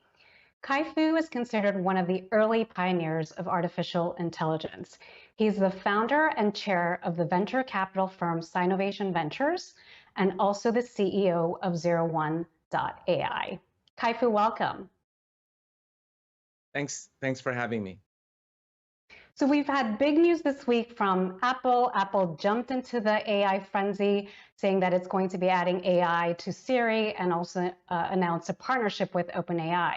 America's ChatGPT moment happened about 18 months ago. You intend to bring China's ChatGPT moment. What's the timeline for that, and what will it mean for the global AI race? I think generative AI is the most important technology ever to face humanity, and GPT-4 and ChatGPT were amazing technologies that has now educated the market, and the Gen AI wave is going great in the US.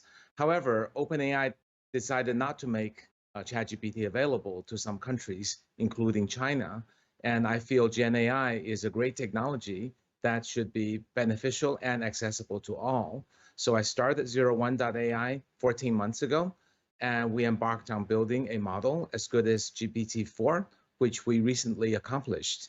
And now the next step is to build a ChatGPT-like product in China and educate the market. We launched the product about a month ago. It's getting a great reception, and I hope the ChatGPT moment will come soon. Can you talk a little bit about the differences between the China AI model and the US AI model? What makes you believe that the China AI model will succeed? In my book, AI Superpowers, I talked about US leading the world in breakthrough innovations, which is exactly what happened with Gen AI. And I also talked about Chinese entrepreneurs and engineers working incredibly hard and are excellent and in working as a team and using massive data in China to play catch up, which did happen with earlier AI technologies like deep learning. And with Gen AI, I think China has been in the catch-up mode, and 01.ai is the first company in China that is catching up with GPT-4 performance. Of course, OpenAI and other companies will build the next generation of technologies, and it's going to be as I predicted in my book, AI Superpowers. If there are breakthroughs, US will continue to lead. If most technologies are known and it's about execution, then China, with its tenacious, hardworking culture and the tremendous market opportunity, will be able to catch up. So when do you think that moment will come, Kai-Fu? Well, taking 01.ai as an example, 14 months ago, we had absolutely nothing. No code, no technology, no demo, no GPT, and actually no people. And at that time, it would be fair to say we were 6 or 7 years behind. And at this moment in time, we're 6 to 9 months behind. So the catch-up has already been happening and rather dramatically. And going forward, we hope that can continue.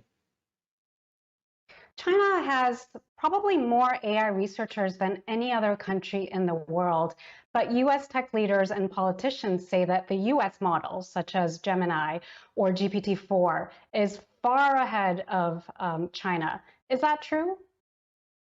That's patently false. You can go to any of the arenas where our model is pitted against Gemini and GPT-4 and Anthropic Claude. And basically, we're neck to neck, slightly behind their very best model, but ahead of all of their other models, and also ahead of other top Western companies like Cohere and Mistra. We're well ahead of them. These arenas hosted by Stanford and Berkeley are third-party efforts using real users in the Berkeley case to test, and there are millions of users who test. So the results are reliable, and that it is absolutely the case that we have caught up. So can you explain kind of the key differences for the average person? What is the key difference between the China AI model and the US AI model? The US model is taking big risks, trailblazing, and inventing technologies like Transformer behind the GPT technologies. And this is extremely admirable and something we respect greatly. And I believe most future breakthroughs in AI and perhaps other sciences will come from the US. China's advantage is focused on execution. So in building a great model, it's not just about inventing. And once the inventing is done, others can build, just like other companies like Mistra and others have done a decent job as well. China's advantage is doing whatever it takes to catch up. And that includes collecting more data, cleansing the data, prioritizing the data, selecting the great data to make sure the training goes well. It includes using infrastructure technologies, which are distributed computing and networking technologies to get the most out of every GPU. And most importantly, China is simply better in building applications. If you look at how TikTok beat Instagram, WeChat is better than WhatsApp, and also new products in Shein and Temu, it shows that China's method of pivoting and from 0 to 1 and lean startup methodologies invented in America, by the way, have been perfected in China. And when applications becomes the main game, China will have a major advantage. I want to shift gears to talk about the future of the internet because artificial intelligence is starting to be incorporated into search with Google's SGE. Clearly, Google is not available in China. So how are the Chinese players navigating integrating AI into search? There are several products already in both US and China that really challenge the Google hegemony. In the US, there's the Perplexity product. In China, there are 2 products already gaining a lot of usage, not developed by my company, but other companies. And the real key point here is that search is one of the killer apps because people used to look for information and websites come back and we click on them. That was the old Google model.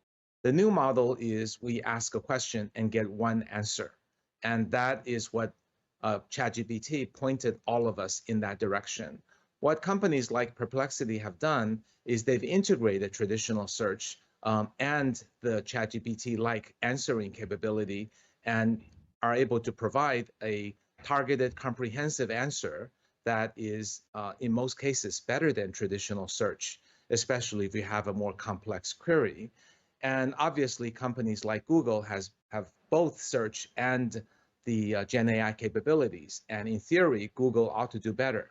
But companies like Google face a major innovator's dilemma, which is in order to integrate the Gen AI capabilities, they will cannibalize their traditional search advertising revenue. Will Google or any company dare to do that? And also the cost of serving up a Gen AI search answer is much higher than traditional search. So Google faces the issue of cannibalizing its advertising revenue and also at the same time increasing its serving cost. So that is a huge dilemma for search companies to embrace and extend its search with Gen AI technologies. And we'll see how that unfolds. Early experiments suggest that a lot of the answers that you get with AI in search, they're not accurate and they hallucinate. How do we square that problem? The best way today is actually to integrate the parametric approach taken by Gen AI and the non-parametric approach taken by search engine. So if you actually have a search engine or can call another search engine's API, you'll be able to get a lot of very good answers from search and then feed that search result to Gen AI and say, give an answer considering these as prominent, recent, non-hallucinated, relatively factual content. And then Gen AI will integrate what search engine returns with its own ability to leverage its language model and knowledge base. So this technology is called RAG, or Retrieval Augmented Generation. And this is the technology with which a better search and less hallucination and also increased recency are simultaneously implemented. And companies like Perplexity have done that. In our products for bringing about China's ChatGPT moment, we also use RAG. So our product called Wanzhi currently is a RAG calling search engine API integrated with our own GPT-4 level performance model called eLarge. So it's really the best of both worlds and is more direct targeted than search engines, and it's more recent and less hallucinatory than the standard Gen AI model output. When we look out into the future and look at the transformational aspects of AI, what's the right timeline? Well, it's happening right now. With any new technology, we will have to deal with issues brought about by the technology that didn't exist before. So with the electricity, we had electrocution and had to invent circuit breakers. With the internet, we had to invent antivirus software to prevent PCs becoming infected. So similarly, everyone is working really hard to deal with the major shortcomings of Gen AI, such as hallucination, recency, and as I mentioned, RAG to a large extent is that circuit breaker for Gen AI. And we're excited to see this technology getting adoption globally. With that, we're looking forward. All of us working on Gen AI believe what's called scaling law, which means by just having more data and more GPU, the Gen AI will automatically get smarter with some tweaking.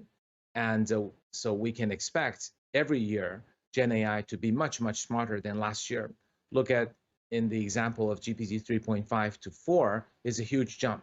And then I'm sure OpenAI's GPT-5 will be another jump. So with rapidly improving technologies and also dramatically large cost reduction. If you look at GPT 3.5 and 4 API, their costs have come down about 10 times a year. And increased competition and smarter infrastructure technologies is causing that cost to go down further.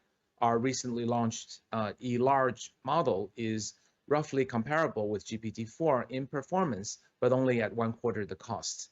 So with the problems being fixed by technologists and technologies rapidly improving due to scaling law and inference costs coming down greatly, we certainly expect in the next 1 year, we'll see many great apps, and in 2 years, even more, because inference costs will come down 10 times in 1 year and 100 times in 2 years. Another way to look at it is if someone last year needed GPT-4 to build an application, but the APIs were too expensive, well, now it's more than 10 times lower in costs. It's no longer expensive.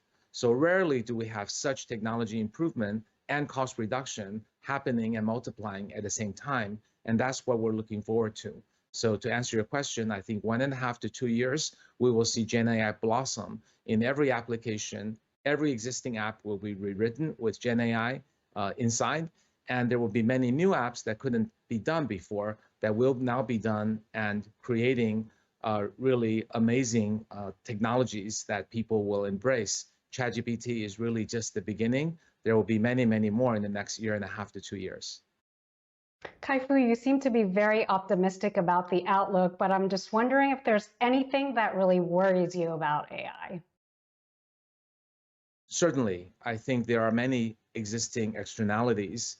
Hallucination, the field is doing a good job reducing it, but there will still be hallucination. And as a raw technology, it can be put to good use and bad use. There will be people who will use it for false advertising, for misleading people, especially at times of elections. It can be used by, for example, bad people, terrorists, to learn how to build biological weapons and nuclear weapons, etc.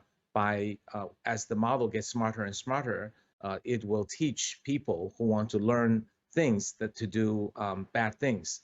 And that kind of harm is something that a lot of AI researchers are quite concerned about. I feel that technology problems need to be addressed by a combination of new technologies that reduce and even prevent harm, but also regulations will be needed. Otherwise, this amazing technology in the hands of bad people can bring unprecedented harm to humanity. Well, it's been really fascinating to hear about the latest developments in AI in China. Thank you so much for joining us, Kai-Fu Lee. Thank you.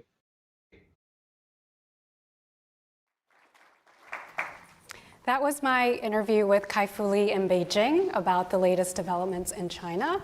Next, we're going to be continuing the conversation with a roundtable with my post colleagues about how other countries are racing ahead in AI. Garrett DeVink is a San Francisco-based reporter writing about artificial intelligence, and Eva Do is a tech policy reporter based in DC. Garrett, Eva, welcome. Thanks. Thanks for having us here. So Eva, we just heard from Kai-Fu about how the US is still ahead in the AI race, but China is not far behind. You spent nearly a decade in the Greater China region watching tech developments there. Give us a reality check. How is China doing? Yes, thanks so much, Young-hee. So if we go back a few years, the year 2017 was kind of a key year in China's AI development.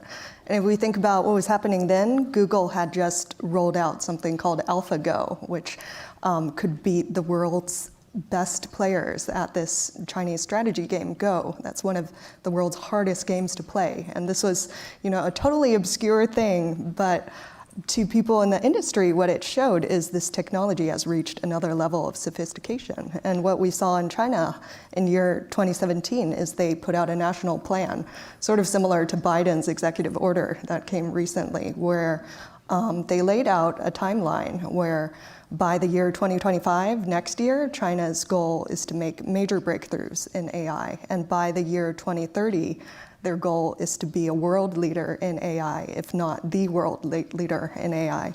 And so sort of China putting that plan out there, it didn't get a lot of public attention at the time, but there was a lot of policymakers took notice. And what we've seen is a lot of efforts by the US government since then to flatten China's curve, to make sure that doesn't happen, that China is not the AI leader by 2030.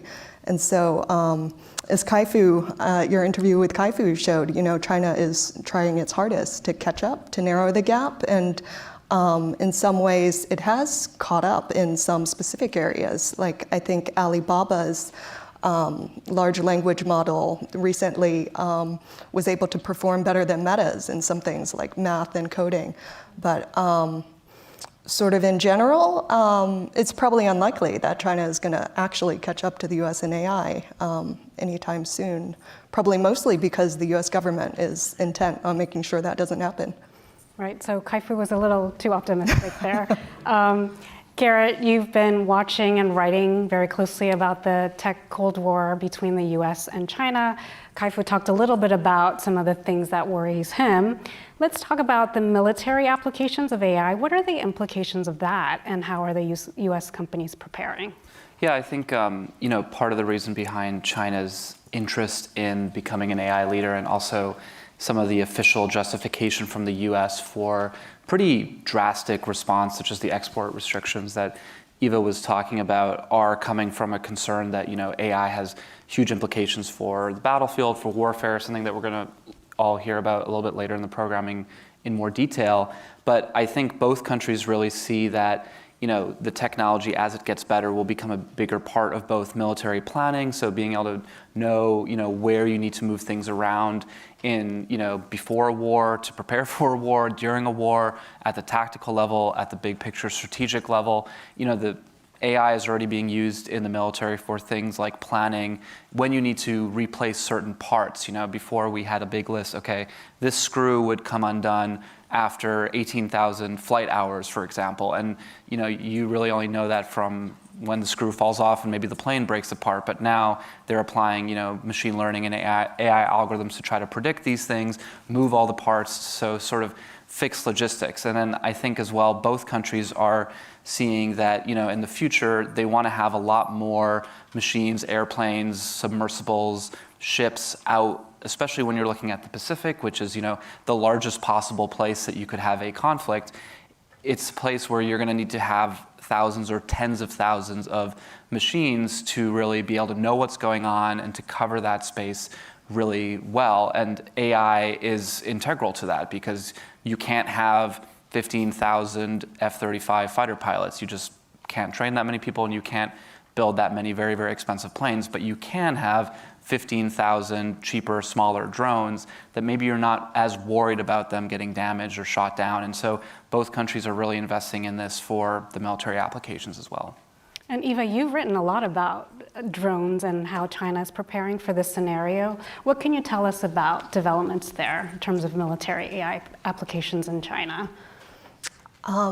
Yeah, well, China has been very interested, as Garrett mentioned, in AI applications. I think that's sort of the quiet part that people don't always say aloud, and why governments are so interested in these technologies now. Because there is this mentality now, we're almost entering a new Cold War, that there is a breakdown in trust, and if you don't know exactly what your adversary is going to do, then you have to make all sorts of preparations on your own end. Garrett, so the US and China are racing ahead, but they're not the only ones trying to lead in AI. Countries like France and the UK are also vying to be the top leader in AI. Talk to us a little bit about the developments in Europe. Has the tough regulations there hurt some of the companies to innovate? Yeah, I mean, I think there's definitely this idea that Europe has really strict regulations, and that's one of the reasons why they don't necessarily have, a Google or an Amazon, or in the case of China, Alibaba that sort of dominates the world with their power. I think the AI regulation specifically in Europe is quite new and it's still being sorted out. So I don't think we can necessarily say that strict AI regulation is holding back Europe's AI industry. I think there's bigger sort of economic or kind of, commercial reasons behind that, and also the fact that the big tech companies have really locked down the market for so many years and made it difficult for new startups, whether they're in Europe or here in the US, to come up and break their power. But one company in France, Mistral AI, is really interesting. I mean, they've claimed to be able to come up with really, really great AI models that do rival some of the very expensive ones being built by US companies in their capability for a lot less money. And they're also now raising serious amounts of money. And because they have sort of the support of the European governments behind them, who are very interested both politically and economically in having their own national champions, I do think that we definitely, US companies shouldn't count out European competition at all. And Eva, I mean, Washington has been very wary about China's tech ambitions, and it hasn't necessarily been very fast in terms of regulating the AI industry. So what do you foresee going forward in terms of the regulation front in the US? Well, this is one of the few areas of policy in DC now where there is sort of a bipartisan consensus. And so it's kind of interesting that in election year, we can kind of predict where policy is going to be a year from now, regardless of what happens in this election, which is, like both parties' stances differ in some ways, but in general, both parties agree that, this rivalry with China is sort of going to be a major part of foreign policy going forward for at least some years, maybe even decades. And so that means probably continued export restrictions for the most advanced technologies in the US, such as advanced semiconductors, AI algorithms towards China. We've written about this already, but Silicon Valley is courting a lot of investors when it comes to AI from the Middle East, and the Biden administration is pushing this agenda. What's the agenda there? Yeah, that is also an interesting part of this US-China rivalry, that it spreads beyond the two countries, and we are seeing it play out in a number of regions of the world, the Middle East one of them, which our colleagues recently wrote about, in that, on the back end of AI systems is an enormous amount of data, and that's incredibly valuable to the governments, it's incredibly valuable to companies, and there's immense competition about which companies of which nationalities are involved in these projects. And US companies like IBM have been competing with Chinese companies like Huawei, and this has been an ongoing competition that now in the new AI generation of technology is ongoing. Final question in a minute or less. What is the biggest unanswered question for you about AI? And let's start with Garrett. I think, Kai-Fu Lee was saying that there's almost this assumption that every year, every 6 months, AI will just get exponentially smarter, and 6 months from now, OpenAI will come up with something that blows away what we have now, and we'll have to reevaluate all of our assumptions. And I'm not sure that's actually true, and so I think the biggest question is whether AI will continue to advance at this rate, or whether it starts to slow down in terms of that big step change and kind of plateau, and we'll need some other kind of AI technology to increase that innovation. Eva? Yeah, that's a great point. I would add on to that, I am quite curious. I am a tech policy reporter, and so from the policy aspect, I'm very curious if sort of this industrial policy swing that the US is taking, how it's going to turn out. Because for many years, the US took a very light regulatory hand in industries like advanced technologies, and now it's in competition, and China is taking more control in areas like AI. So it'll be interesting to see how that turns out. Well, we'll definitely continue to follow this story very closely. I'm afraid we're out of time. Garrett, Eva, thank you so much for joining us today. Thank you. Please stay with us. My colleague Kat Zakreski will be out in a moment with journalist and Nobel Peace Laureate Maria Ressa after this. You won't want to miss this conversation. I call upon Maria Ressa to deliver her Nobel Lecture for 2021.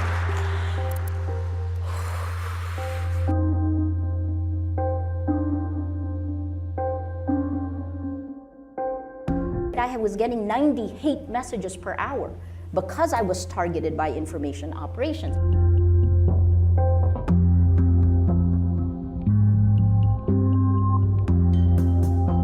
It also doesn't tell you it lies. It looks for patterns. It doesn't necessarily find meaning.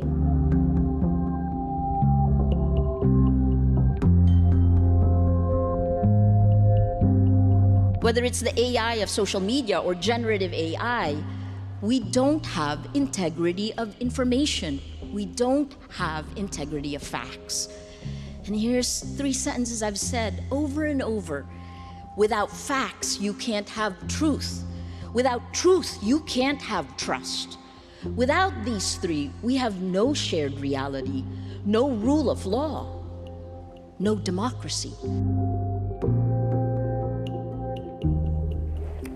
Well, welcome back to Post Live. I'm Kat Zakreski, national tech policy reporter here at the Washington Post.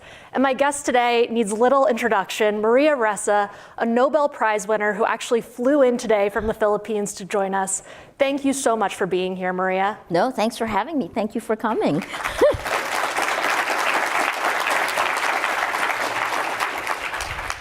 And Maria, I want to start with your comments at the end of that video that, quote, if we don't have integrity of facts, we cannot have integrity of elections. You've warned the world we'll know whether democracy, quote, lives or dies by the end of this year. Help set the stage for us. What's at stake? First, journalism, facts, right? With all of the big tech changes that have happened, digital news may disappear, may not survive the next year. That's the first. The second thing is that you're seeing generative AI, and I was sitting in the audience listening to everyone else. Please understand, you're listening to people who not only created it, but want you to use it, right? It's a sales pitch. It is hype. And if you truly look at, I'll put the generative AI later and let me answer your question directly. As of January this year, VDEM out of Sweden said that 71% of the world is now under authoritarian rule. We've seen that increase as the attacks on journalists increased, right? Hand in hand. So the quality of democracy has gone down as attacks on journalism have increased. And journalists have had to sacrifice more to keep giving you facts, to hold power to account. The biggest thing with generative AI is that literally, not only will we have to deal with the harms of social media, let's be clear what that is. That is the new distribution system for every piece of information. And by design, this is an MIT study from 2018, social media spreads lies. Lies, at least 6 times faster than facts. And I'm sorry to bring you to X, but I'll tweet that same study later on. And our data in the Philippines shows that as of 2017, if you lace it with fear, anger, and hate, that it spreads even faster, right? That's like telling your child, lie, I'm gonna reward you. I'm gonna give you ice cream each time you lie. And then you're gonna carry this through the years. You're going to have an adult that's gotten overweight because they keep eating ice cream, and also somebody who has absolutely no integrity. it is the demise of democracy. And I feel, that last phrase that you heard me say, which is no facts, no truth, no trust. If you don't know what the facts are, how are you going to vote? Does this technology take away your agency? If the technology hacked our biology, how are you going to choose? That's the first, that's social media, our first human contact with artificial intelligence, which, by the way, is neither artificial nor intelligent, right? This is a body of study that began 70 years ago. There are many different ways you can use machine learning or artificial intelligence, but that phrase itself was coined in 1956 as a marketing phrase. It's to market to you, to make you use it. So that's that, I would say. But last part in this is generative AI is now going to take us to enshittification, the enshittification of the internet.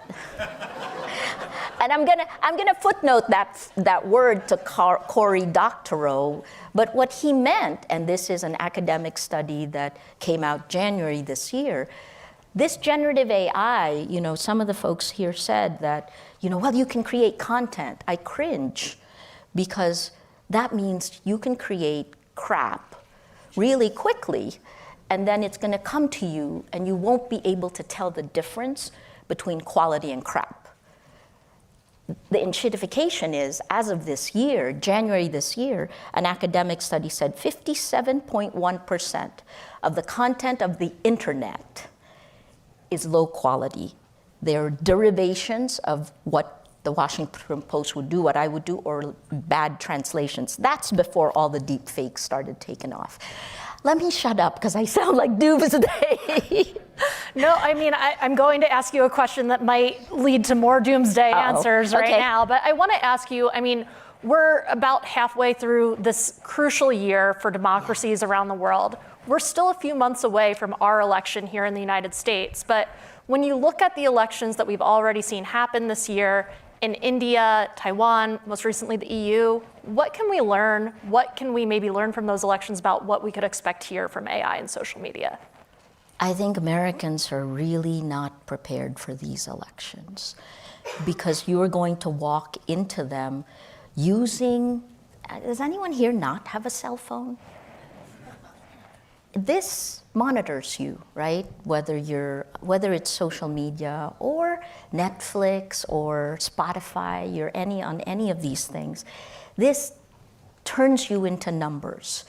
And then generative AI essentially turns those numbers, takes the stuff, and then tries to distill us into that. But numbers aren't who we are. And let me go to the elections. I'm sorry, let me go to your question. There's so much, because I made notes from everyone else who was in front of me. One election stood out as a good election, as a surprise election where democracy won.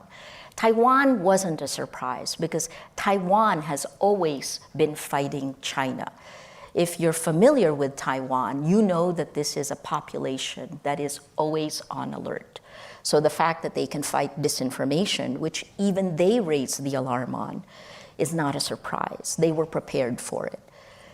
Poland was the bright spot in elections, because you already had a rightist government. We all expected that government to win, but that government passed an abortion law that brought the women and the youth out to vote. They walked out of social media, they walked out of the virtual world, and they redefined what civic engagement is, because they felt like their backs were up against the wall. America is so far from really feeling that. In fact, you're in denial that you're being manipulated. And what we've documented in data are 7 layers of manipulation. The campus protests being only one of the tip of the iceberg, right? Gaza is a fault line. So we've had 8 years of insidious manipulation. How will you choose to vote? So this is, please do better. The world, where you go, you will wind up taking us. So for the people in this room, we have policymakers, people from the tech companies gathered here. What steps can we take to ensure we don't repeat those mistakes here in the US? So let me talk first about the news organizations, right? The biggest mistake we made with social media was literally not building our own tech and taking the share buttons and putting them on our websites and sharing you with them. That's the social graph, right? That's the social graph. That is the data that you have. And we've seen the impact of social media. That hasn't really been addressed. The EU has the most aggressive legislation on it, but I always joke that the EU won the race of the turtles. I am the vice chair of the Internet Governance Forum at the UN. The chair of it is Vint Cerf, the father of the Internet. He's with Google. He did the TCP/IP protocol. We fight all the time in a really nice way. But the Internet Governance Forum is one way that the internet used to be governed. It won't be that way anymore because the software has been so important. For civil society, for people who are on these devices, you have to understand that in the age of exponential lies, we have to define what civic engagement is. We have to walk out of the virtual world where we don't even realize we're being manipulated into the physical world and use exactly what the tech companies have used, which is our propensity to believe our family and friends. Like those stats said that each of us, people will believe their family and friends 94% times more than they will an institution. 94%, even if your family and friends are lying, and that's part of the problem that we have. So once social media, what we're dealing with today are the cascading failures that began with the distribution, with the replacement of news organizations as gatekeepers by technology. And that hasn't changed. You've done the reporting on this. You're walking into elections with the social media companies taking away all of the guardrails they put in place for America's 2020 elections. You will be far more vulnerable. Kat, you tell me why they've taken it away. So I think there's been several factors. We've seen Elon Musk take over Twitter, and that had an effect in Silicon Valley, where the companies dismantled some of these systems, and there has been a conservative legal campaign to dismantle some of these systems that we've seen come out of Congress and fight in the courts all the way to the Supreme Court. And I've seen this in countries in the global South. I feel like in many ways Americans don't think it's happening in their country, but it is. And a lesson, so here's the upside. My country went from the years of Duterte, the 6 years of Rodrigo Duterte, where the number of people killed in the brutal drug war is our first casualty in the battle for facts. It goes, the police still say it's only about 8,000. Well, actually, they claim it's 2,000. Then it became 8,000. But our Commission on Human Rights says it's at least 30,000 in 2018. Right? So that was our first casualty. We were in hell, and in our 2022 elections, we moved to purgatory. I'm just so worried America is going to hell. And just to help our audience understand the stakes, I want to take a moment here to show an example of how a deepfake could be used to misguide voters in elections taking place around the world this year. Let's turn to the video. Hello, my Pakistani American friends. I promise, if I win, I will try my best to get Imran Khan out of jail as soon as possible. He is my friend. I love him. I will support him to take over the government again and rock, and we will work together to make our ties stronger. And this is an example that shows how good the technology has gotten at making it almost impossible to separate fact from fiction online. And this is a deep fake of Donald Trump. It's a little difficult to see how far of a reach this video has garnered online or what impact it might have had on Trump's favorability abroad. But in this era, when it's possible to cheaply and quickly make a video like that one, what should people do? How should people sift through what they're seeing online? I think three things that need to happen, and Dmitry Muratov and I rolled out. Dmitry is the Russian journalist who, with me in 2021, received the Nobel Peace Prize. He's been forced to shut down his news organization, right? Most of them are now living in exile.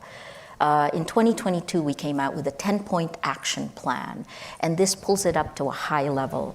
300 Nobel Prize winners, civil society groups, people who are journalists, people who are working in the information ecosystem have signed on to this. It distills to just 3 points. The first is to stop surveillance for profit. Everything that you have heard today is built on surveillance capitalism, which we didn't even really name until 2019 when Shoshana Zuboff, the Harvard emeritus professor, came out with a 750-page book on surveillance capitalism, a new business model that the tech companies were using. That means that your data, your privacy has been the companies will tell you they've created models of each person on their platform. I just say we've been cloned without our permission, and then AI comes in and takes all of our clones, and that's the motherlode database for micro-targeting. Micro-targeting is not advertising in the old age. Micro-targeting is finding your weakest moment to a message and then selling that to a company or country, right? So that's the first, that's still social media, that's still distribution. And now you have to ask me the question again, because I forgot where I was headed. I just think, in this era where these deep fakes are so cheap and easy, how can we separate fact from fiction online? You can't. This is the problem, and I know because I have several deep fakes also. My first deep fake was in March last year, and it came out of Russia. So I couldn't tell but it was a Russian advertising system that came out with it. It was me selling Bitcoin. So it sounded like me, it was wagging its mouth like me, but it came from Russia. And what they did is the distribution was on Facebook, but they used a credit card to sell it on Bing. Right? So that was interesting to me. This is where it goes hand in hand. And sorry, you used Donald Trump, but let me talk about business and what happened to a Hong Kong company. A guy in a Hong Kong company was asked, the CFO was supposedly in London, and he was asked to wire $25 million to London, right, to this account. And he then says, okay, they have a Zoom meeting with many different people in the Zoom meeting, including his CFO. And he then, after that meeting, wires $25 million. Every single person in that Zoom meeting with him was a deep fake. I'll tweet that story too, right? So you can't tell the difference between fact and fiction. And so this is part of the reason. So let me say the three things. Stop surveillance for profit. Stop coded bias. Coded bias, you heard a little bit about it in the medical panel, but not enough. Coded bias means that if you're a woman or LGBTQ+, if you are brown or black or from the global south, if you are marginalized in the real world, you're further marginalized online. The code that is exported to the rest of the world has these biases built in, right? So, and then the third one, sorry, I keep giving you bad news. The third one is journalism as an antidote to tyranny, because those first two have been used and exploited by illiberal forces so that they have forced, without you knowing it, they have been elected democratically. 71%.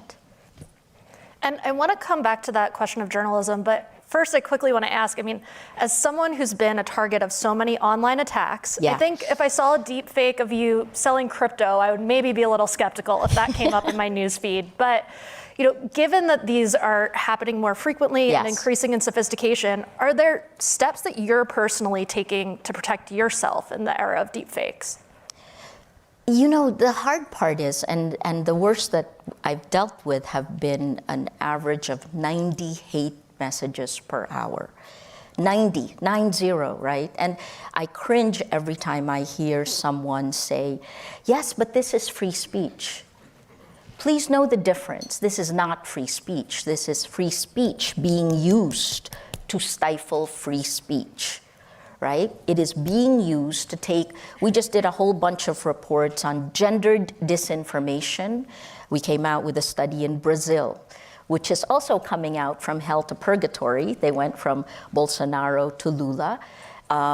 Gendered disinformation there is taking women journalists, women activists, and women politicians, pounding them to silence.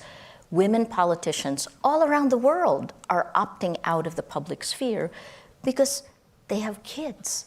They don't want to be doxxed. Gendered the dehumanization of women is off the scale. I mean, even the EU, Vera Jourova, who's probably the most powerful figure globally in terms of regulating big tech, has already warned that women are getting forced out. Sorry, let me go back to your question. Please remind me again. So I was just wondering if there's any steps that you personally have taken to protect yourself in this era. I keep talking to you. You know, I'm in this particular year, I really was. We started looking at 2024 as early as 2020, because I come from a country that elected Duterte democratically, that elected Ferdinand Marcos. You know, when Milan Kundera said, the struggle of man against power is the struggle of memory against forgetting, we elected the only son and namesake of Ferdinand Marcos, our dictator who we ousted in a people power revolt in 1986, right? We elected his only son and namesake, and thankfully, we're still in purgatory.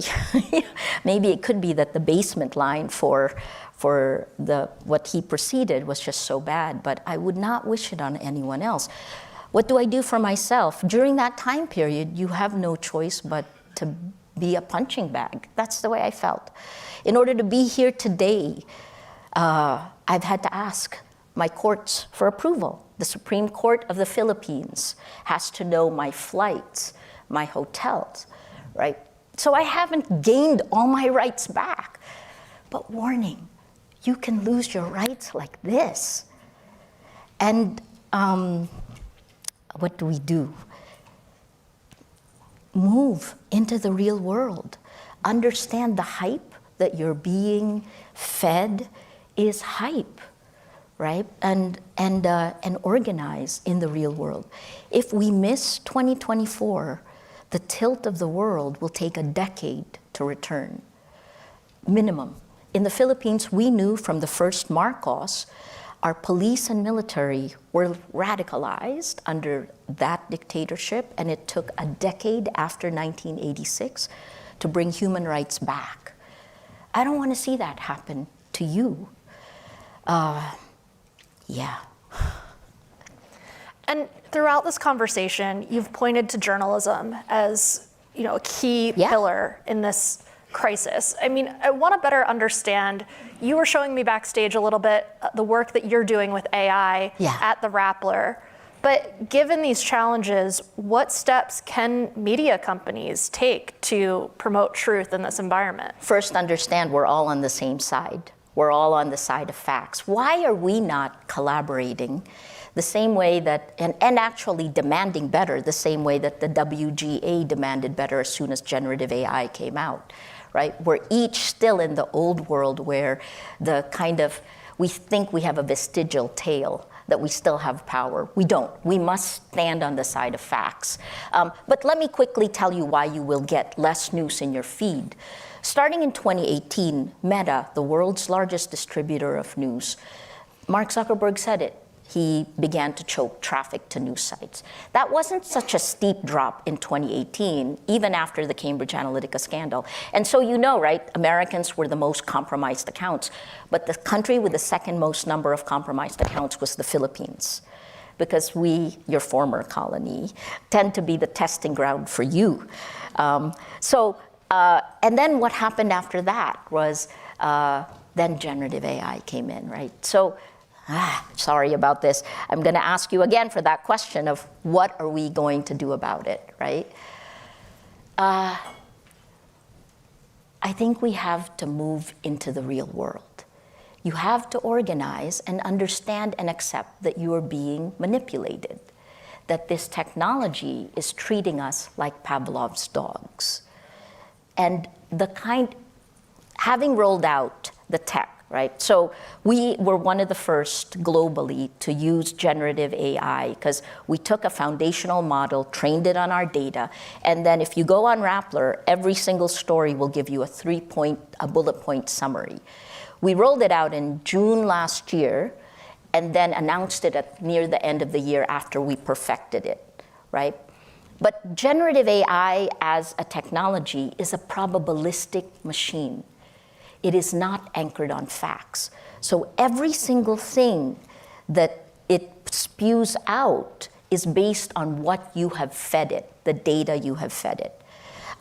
So understand that the truth, facts are not going to be in the new technology that you have, but they can program it to ask how you feel and make it seem human. And they now know that they shouldn't make it. China, for example, has now rolled out a tech that pretends to be a dead relative, someone you love who's dead, to help you cope, supposedly. But that again leads us to this fantasy versus reality question. Sorry, last thing I'll say, because there's so much I can say about the technology, because we are using the chatbot, we will, but before we roll out that chatbot, we are going to anchor it in a very strong ontology and put graph rag on it. Something all these big tech companies should have done in the first place, but don't, because they can get away with having us do it for them, right? With the harms to us. And every single harm that happens will have to be paid for by whatever government is in place, right? Anyway, so to go back to what journalists can do, number one, less news on your feed, because Meta, as of January 2024, decided to choke traffic to news websites in particular. And what does that mean? A drop of 50% to 85% globally for news. The second is search. There are only three ways a website gets traffic, right? Social, search, and direct. Search. Last March, SGE, Search Generative Experience, generative AI on search was rolled out as an experiment. The US is one of them, the Philippines is one of them, 125 countries. Search Generative Experience was built on search, right? Which means if the Washington Post or I opt out of that, we will disappear from the internet. Search will not have that, so we don't have the option to opt out. Once Search Generative Experience was put in place, it's now called, it has a new name, and it was rolled out just in May. You will now get a chatbot to spew what our websites tell you. It will have a probability that it will be wrong, right? But our links will no longer be there. So our traffic will decrease even more. You know, this year, there's been I can't even use the word bloodbath today. There have been so many journalists laid off. So less news in your feed, but more outrage, more polarization. Polarization is an algorithmic choice on the distribution platforms. I sound really, so what do we do, right? Let me tell you what worked in the Philippines, even though we elected Ferdinand Marcos, my new president, President Marcos. I have to be happier, right? Because we're now in purgatory. So, I went from 11 courts to now only 2. That's not bad in 8 years. What we did was we did a 4-layer pyramid, a whole of society approach, what we called an influencer marketing campaign for facts.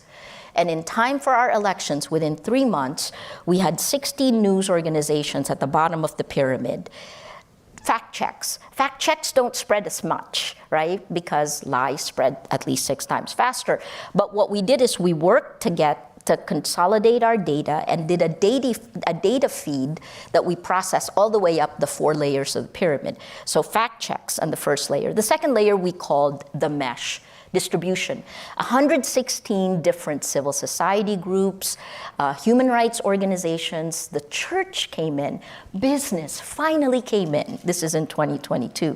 And that everyone there, 116 groups, which had thousands, tens of thousands of people, every day we would point out, here are 5 fact checks you can share. They're asked to share the fact checks with emotion, but not to use anger.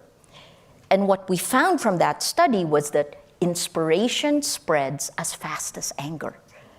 Inspiration. The third layer were the academics. 8 universities, because we punched the data up to them, and instead of first doing peer review of their academic journals, we asked them every week to rotate how they tell the public we're being manipulated. And the last layer, layer 4, were legal groups, left, right, and center, and they protected the 4-layer pyramid. Before our elections, we took over the center of the information ecosystem with facts. It wasn't enough to stop the election, not that we wanted to do that, because it was never about taking a political position, it was about making sure you weren't being manipulated, that you had the facts to be able to vote. And Maria, I want to leave our conversation on that inspirational message. Thank you so much for being here with us today at Washington Post Live. Thank you. Please vote. Really appreciate it. Sorry. Thank you.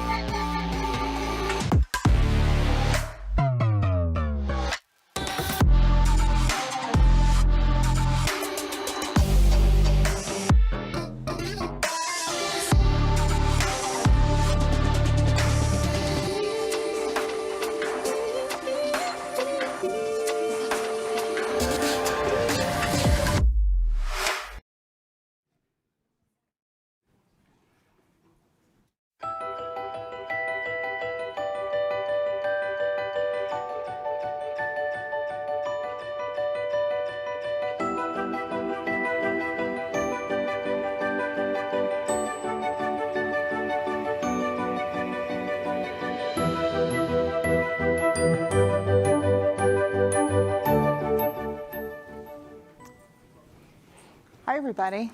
Welcome to the Washington Post's The Futurist Summit, the Age of AI, and IBM is proud to be a sponsor of this forum. And we're glad to be able to share our thoughts on one of the most pressing issues of our generation, the future of AI and the ecosystem necessary to ensure the safe, responsible, and secure evolution of this promising technology.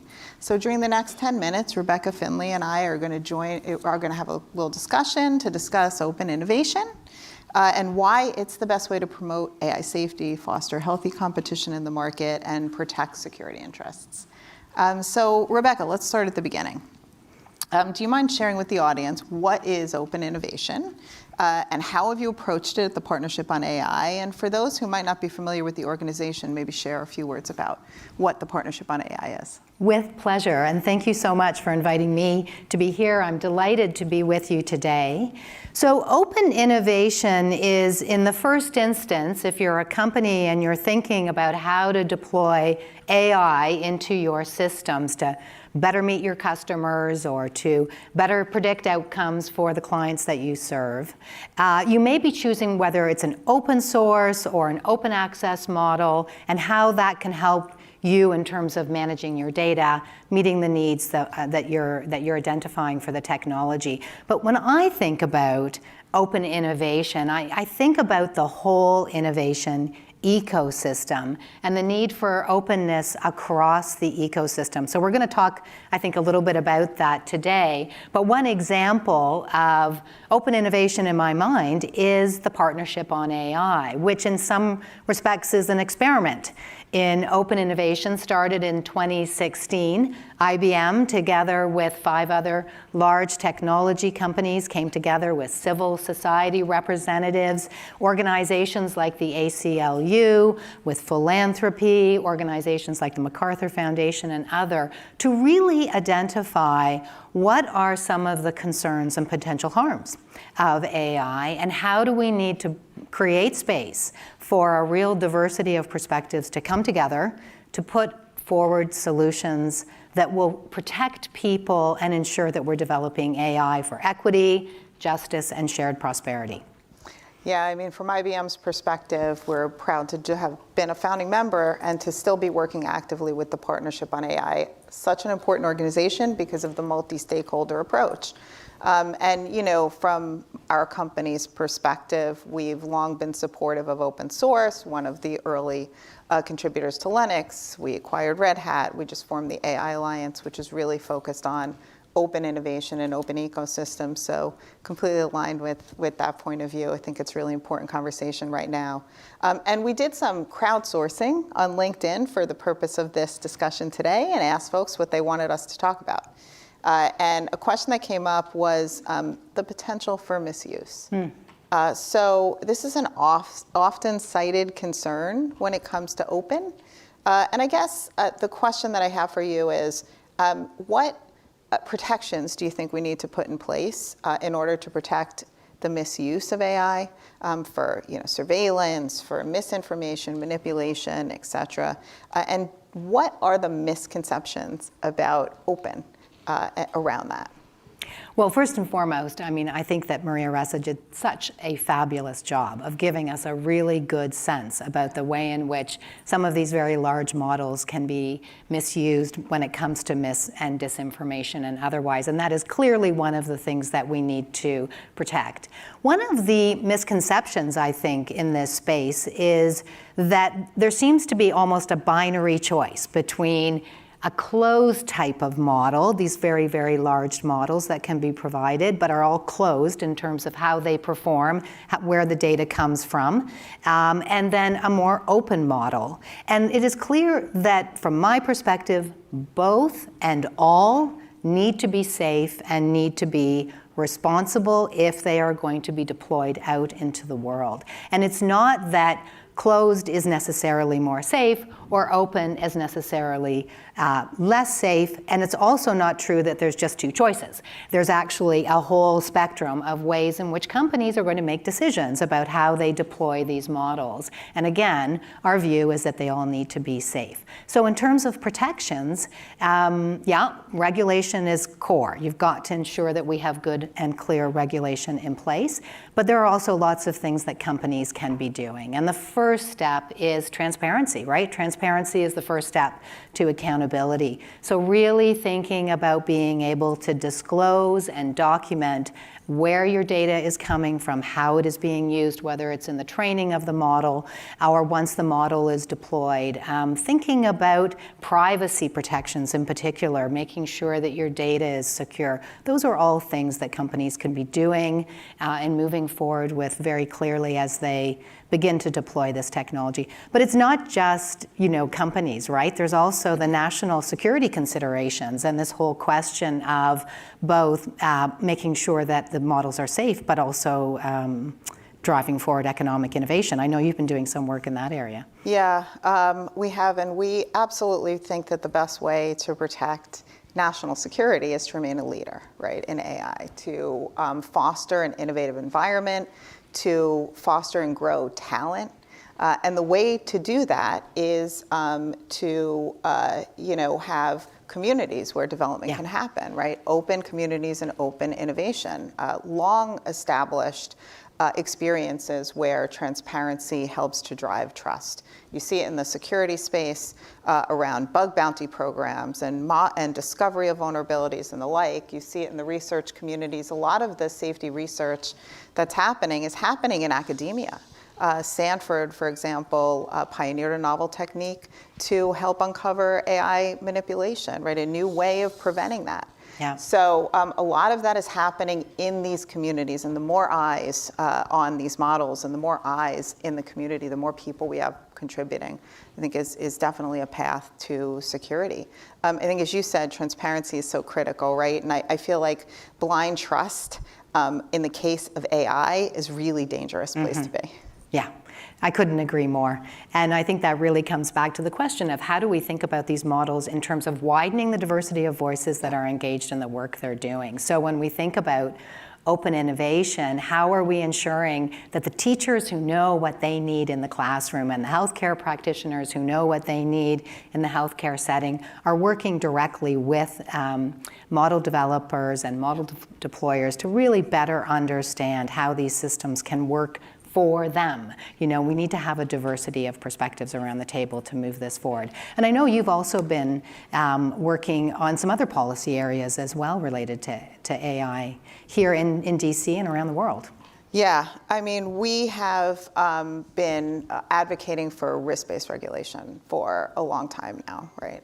And we believe that regulation should happen on AI in context, focused on risk-based, focused on AI in context, not regulating the technology itself. So we've been advocating for that actively for 4+ years now. And we continue to see the need to advocate and put guardrails in place. We believe that accountability is really critical, right?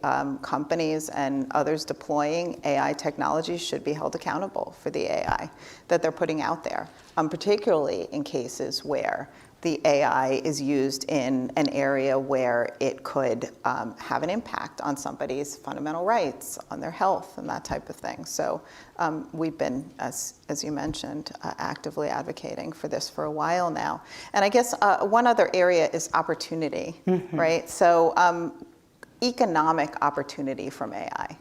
Where do you see the possibilities there? Can you elaborate a little bit on that? Well, sure, and I think everybody's seen the surveys, right? Like every CEO of every company is anticipating and trying to think through how is this technology going to really advance their productivity and efficiency, yes, but also how their workers are performing and their worker understanding of satisfaction and job quality as well. These are all the questions that I think are really pertinent for companies to be thinking about as they expand. And from a policy perspective, it's not just about regulation. Yes, that's important, but it's also about innovation and industrial policy as well.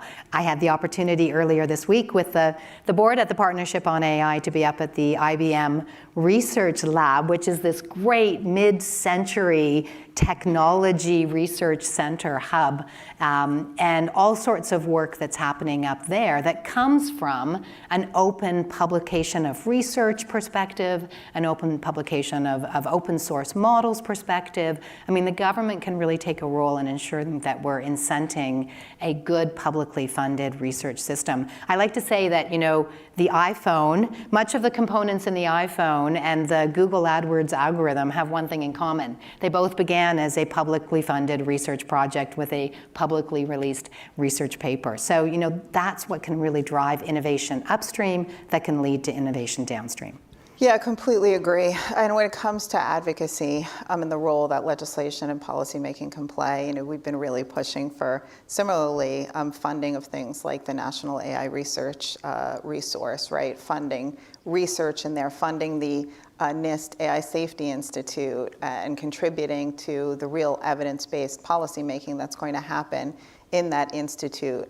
And, you know, I mentioned the point of regulating risk, not technology. I think it's really critical that we shy away right now from regulating, from really prescriptive licensing regimes and that type of thing, which will stifle innovation. You know, we're really on this point of the more bodies you have, the more eyes you have, and the more multi-stakeholder approaches you have to AI development, the better and safer and more innovative the technology is going to be. We're establishing the ecosystem for the future now. We're establishing the marketplace. So it's really important that we think about these things and what we want our future to look like. So it's one where everyone can contribute. Yeah, just could not agree more. So crucial to have those voices as part of this process and really thinking about how AI works for people, not on people. Yes, exactly. So thank you, Rebecca, for joining me today. That's all the time we have, and this has been a great conversation. I started, as I said, working in this space like 4 years ago. And since last year, I testified in front of the Senate Judiciary hearing. It kind of kickstarted a lot of these conversations with generative AI and the ChatGPT moment. And I've been doing a lot of traveling and speaking with governments around the world, at the safety summits and the like. And I'm really encouraged by the conversations. I'm encouraged by the conversations we've had here today as well. I think there's been a lot of progress made in understanding the risk and helping to address the risk and helping to establish the future in a responsible way. So I'm glad we had this conversation today. Thank you for joining us, and I'm going to hand it back over to the Washington Post.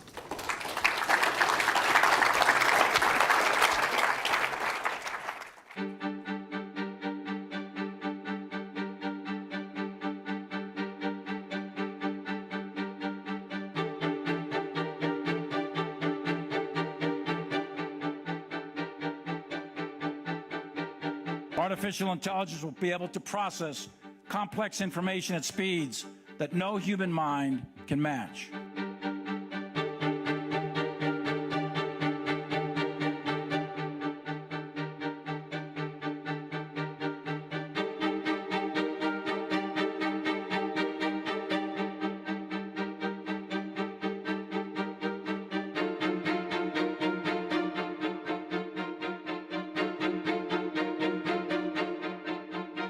Our military is going to have to change if we are going to continue to be superior to every other military on Earth.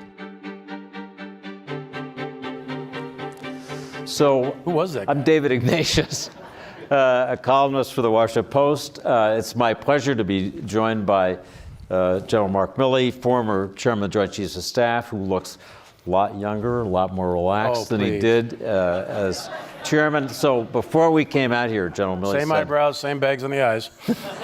General Millie said, David, take off your tie. Yes. So it's a rare appearance for me. It's a tech conference. No one in the tech world wears ties, David. So everybody knows that General Millie is tough-talking, former chairman of the Joint Chiefs of Staff. What is less well known is that he has been a champion of innovation at the Pentagon for years. When he was Chief of Staff of the Army, he decided to turn to our best tech companies to help him make sense of Army logistics.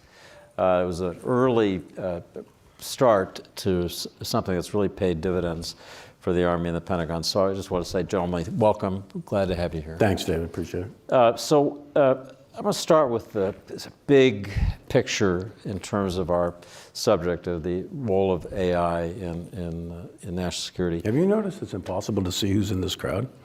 So I'm telling you, sir, these are all Is this part friends. of the AI thing? These are all friends. They're actually virtual. They're not really here. They're not really here. So shortly before you retired last year, you wrote an article in Joint Forces Quarterly, I know everybody in this audience reads that regularly, called Strategic Inflection Point.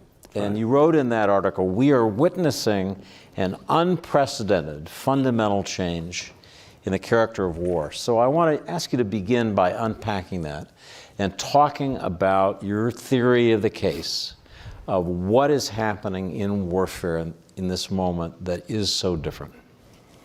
Well, there's two terms we use in the article, and I've spoken publicly many times, really over the last 8+ years or so. One is the nature of war, and the other is the character of war. The nature of war is what Clausewitz talks about when he talks about the Holy Trinity between the government and the people and its army. He talks about fear and chance and blood and violence and the idea that war is an act of politics. It's an act of imposing your political will on your opponent by the use of organized violence. That's the nature of war. And the theory of the case is the nature of war is unlikely to change as long as human beings are actively engaged in the conduct of war. The character of war, on the other hand, changes frequently. And the character of war is referring to the tactics, techniques, procedures, the doctrines, the weapons, the training, the leader development, where you fight, when you fight, day, night, spring, summer, that sort of thing. All of those details of war are what is typically referred to as the character of war. Now, the character of war undergoes changes and has undergone changes historically quite frequently. One of the most common drivers of change in the character of war is technology. And I would submit that we are undergoing the most fundamental change in the character of war ever recorded in human history. Again, this case being driven mostly by technology, although not exclusively by technology. So let's talk about that specifically. First, in terms of offense, what is AI and other aspects of new technology doing to change the nature of offensive warfare? Then second, in some ways to me more interesting, how is it changing defense and what's possible in defense? Well, in both offense, defense, you've got to be able to see the battlefield, to sense the battlefield, see your enemy. And Sun Tzu tells us, see your enemy, see yourself, win 1,000 battles. So you've got to be able to see your enemy, but you also have to be able to see yourself. So in the world of AI, your ability to use all the various sensors that are out there, everybody's got an iPhone, I've got a Fitbit watch, GP watch, GPS watch. So all of these are sensors, right? And we have sensors in space with satellites. You've got sensors on Earth. You've got electronic sensors that can pick up electronic communication and so on and so forth. So you got massive amount of sensors out there which are generating a massive amount of information. What AI will do, you'll be able to absorb that information, correlate it, and turn it into useful intelligence or actionable intelligence relative to the enemy, or useful intelligence to evaluate your own force. So you should be able to figure out how much fuel you're using, where all your soldiers are, is this vehicle up or down from a maintenance standpoint, is this plane fully operational or not operational. All this massive amounts of data that today is really put into databases, and a lot of it's manually loaded and so on. AI will be able to absorb and gather up all that information and then spit it out to you, the commander, in a useful way that will allow you to then command and control a much better operation than you would have been otherwise. And that's really where AI comes in. So your ability to see, sense the environment, gather that information, turn it into useful information for the commander to make decisions, and then you'll go through the OODA loop, the observe, orient, direct, act loop faster relative to your enemy, and that'll give you a decisive advantage. It'll also, if you think about see and then shoot, your ability to shoot with greater precision at range, AI will play a big role in that. And then your ability to move. So we know full well that robotics is coming at us very, very rapidly in the commercial sector. And robotics is coming at us very, very rapidly in the military sector as well. You already see that with drone warfare, and you see a lot of that in Gaza, and you see a lot of that in Ukraine and elsewhere. And those are a form of robots. But what you're going to see over the next, I don't know, maybe 10, 15 years, something like that, you're going to see sophisticated militaries, the US military, the Russian military, the Chinese military, et cetera. You're going to see large components of those militaries become robotic. So we are on the cusp of seeing a pilotless Air Force, a sailorless Navy, a crewless tank sort of thing. It won't be 100%. You're still going to have pilots and sailors and soldiers. But you're going to see an increasing use of robots and robotic forces in the years to come, not too far distant from where we are today. And you see these experiments ongoing in all of the services in the US military today. So in that world where our robots are fighting their robots, is that world going to be safer for our civilian populations, or are we going to be more at risk? Well, we don't know. I would say that you could make an argument either way. You could make an argument that if you have a much greater use of robots and less human tragedy, yet less human blood, less human death, you might actually make war more likely rather than less likely. That's possible, right? So that's one possible outcome. And I don't know that it would be robots versus robots necessarily. It could be robots versus humans. So there's a lot of potential outcomes. The fact of the matter is none of us really fully comprehend what all these technologies are going to imply in the use of in the world of the military. Clearly, AI has an enormous amount of value. So if you can absorb all the medical information in human history and then give that to a doctor to diagnose somebody who has some sort of disease, that's going to be a big advantage. And we're probably within reason, years, maybe not decades, but years, of solving things like Alzheimer's and cancer and other diseases because of the use of AI. So there's a lot of positive to AI. But at the same time, it's an enormously powerful, I would argue that AI is probably the most powerful technology ever developed by humans. There is going to be a military application. There is already a military application to artificial intelligence, but that's going to expand tremendously as we move on in time. And the nation state or non-nation state actor, terrorist organization, that optimizes the use of artificial intelligence for military purposes, that nation state will have a decisive advantage in the conduct of war. And I want that nation to be the United States. Let's talk about the two terrible laboratories, I hate to use that word, but conflicts where we're watching this new era of warfare play out, Ukraine and Gaza. First, let me ask you about Ukraine. One thing that's been striking to me in my visits there since the war began is that the battlefield is increasingly transparent, that both sides can see everything. Sure. And that that makes the weapons they use much more vulnerable. And I'm curious whether you think that stalemate is the right way to characterize where this war is now, and whether a breakthrough, like Ukraine tried last year, a counteroffensive to drive the Russians out, is possible in this world where you can see everything as soon as it moves and try to kill it. Yeah, I don't know actually that you can see everything.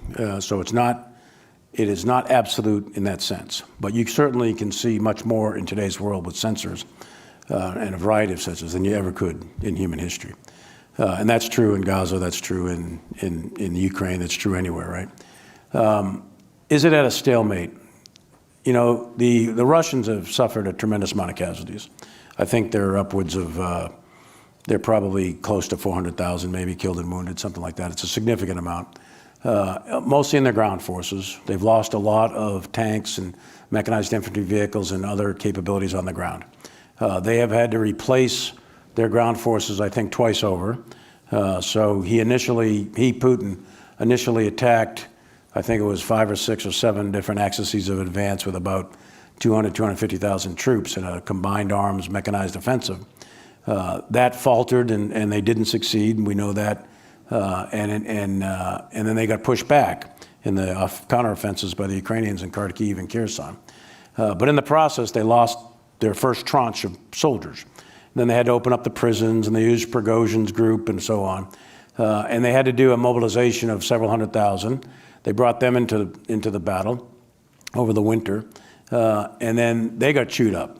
And so now I think they're on their third iteration of mobilization. So their ground forces have been decimated really, really badly.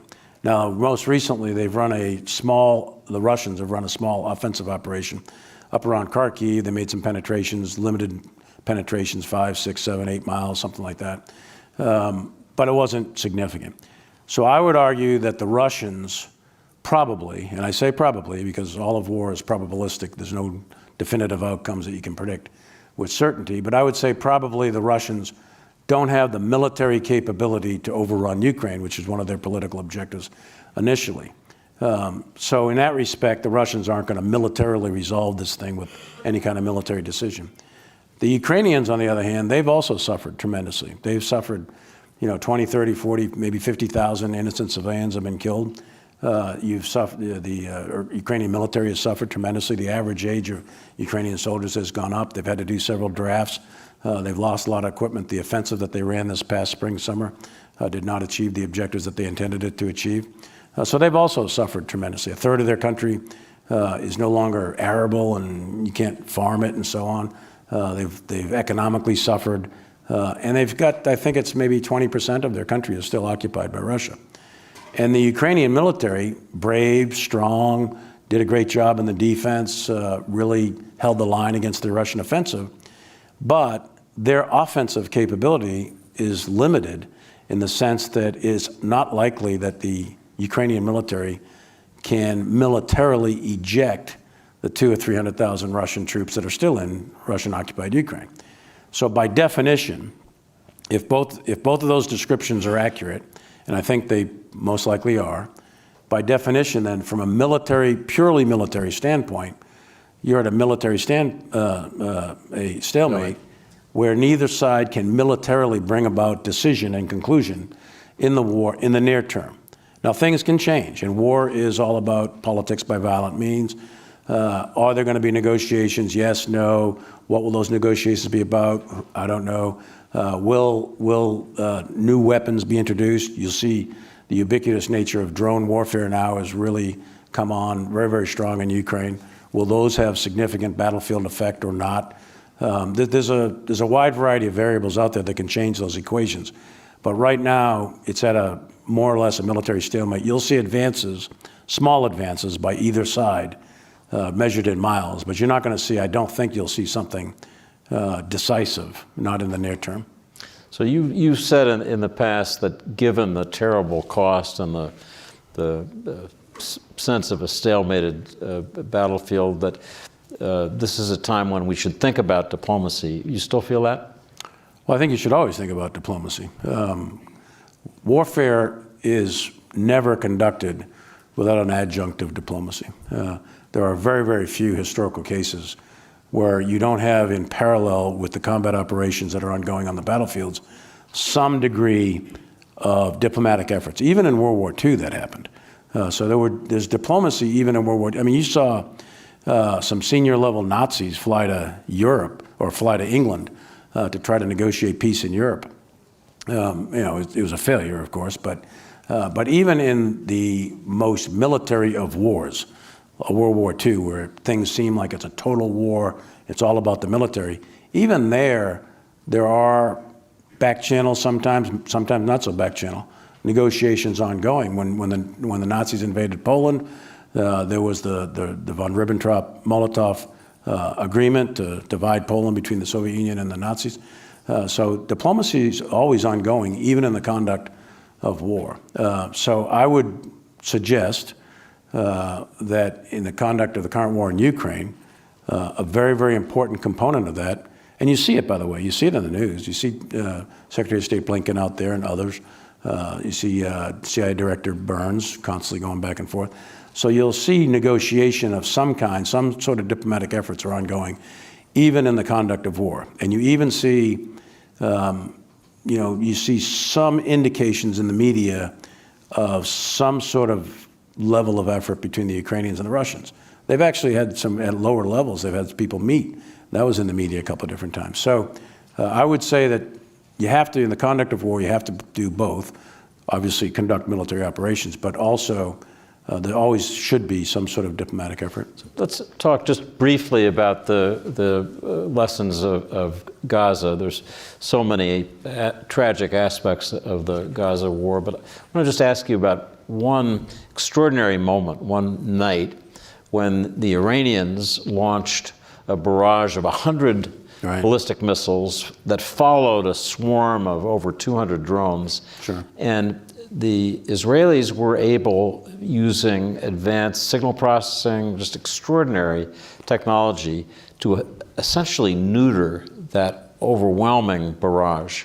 And I'd be interested in your comments about the implications of that. To me, one lesson was the power of defense. Mm-hmm. But I'm curious what you think is a point. Yeah, I think, in the history of war, for various weapon systems swing back and forth between the ascent of the offensive or the ascent of the defensive in different periods of time. I think some of the capabilities of artificial intelligence, in combination with some of the advanced air defense systems that we have, might spell the increased power of the defense relative to ballistic missile attack. But only if you have enough of those, and it's in a high enough density, and if you have some early warning. So in that case, the attack that you're talking about, I think it was, I'm not exactly sure of the precise numbers, I think it's 330 some odd missiles. And it was a combination of theater ballistic missiles in combination with unmanned aerial vehicles, in combination with with drones, and then some probably not theater ballistic missiles, some closer in missiles. But a lot of missiles, missiles, drones, and unmanned aerial vehicles, drones, and some of the cruise missile type things coming at them. But there was some early warning. And that early warning came from a variety of sources, to include the United States. We have incredible intelligence collection capabilities. We have incredible sensors. And we had, when I say we, the Israelis, Central Command, the Brits are involved, Jordan was involved, some other countries are involved, had a bit of early warning. So that's good. What did that mean? That meant you could prepare your defense a little bit more accurately. And then once those weapon systems took off, and they took off in volley, so the slowest moving weapons were the unmanned aerial vehicles, and then the next slowest moving are the land attack cruise missiles, and then the fastest were the theater ballistic missiles. And the Iranians designed the attack so that they would have time on target of all these missiles at approximately the same time, and they meant to do significant lethal damage. But as soon as those weapons took off, our sensors were able to pick those up. And then the defense then goes into a readiness condition 1, and we're able to figure out all your latitudes and longitudes and the axes of advance as they come in. And then the defense is prepared because you know where those missiles are coming in from. And then it's a layered defense. And it was a layered defense that went all the way through Syria and Iraq and all the way back through other countries on the border of Israel, and then in Israel proper. And these weapons, the defensive weapons, could have various ranges and altitudes where you could start striking the enemy incoming missile attack. And they were successful. I think I'm not sure, but the media reports said 7 or 8 of these missiles got through into Israel territory. I mean, you think about that. You shoot down 330 some odd and 7 get through. That's an incredible batting average. It's unbelievable, actually.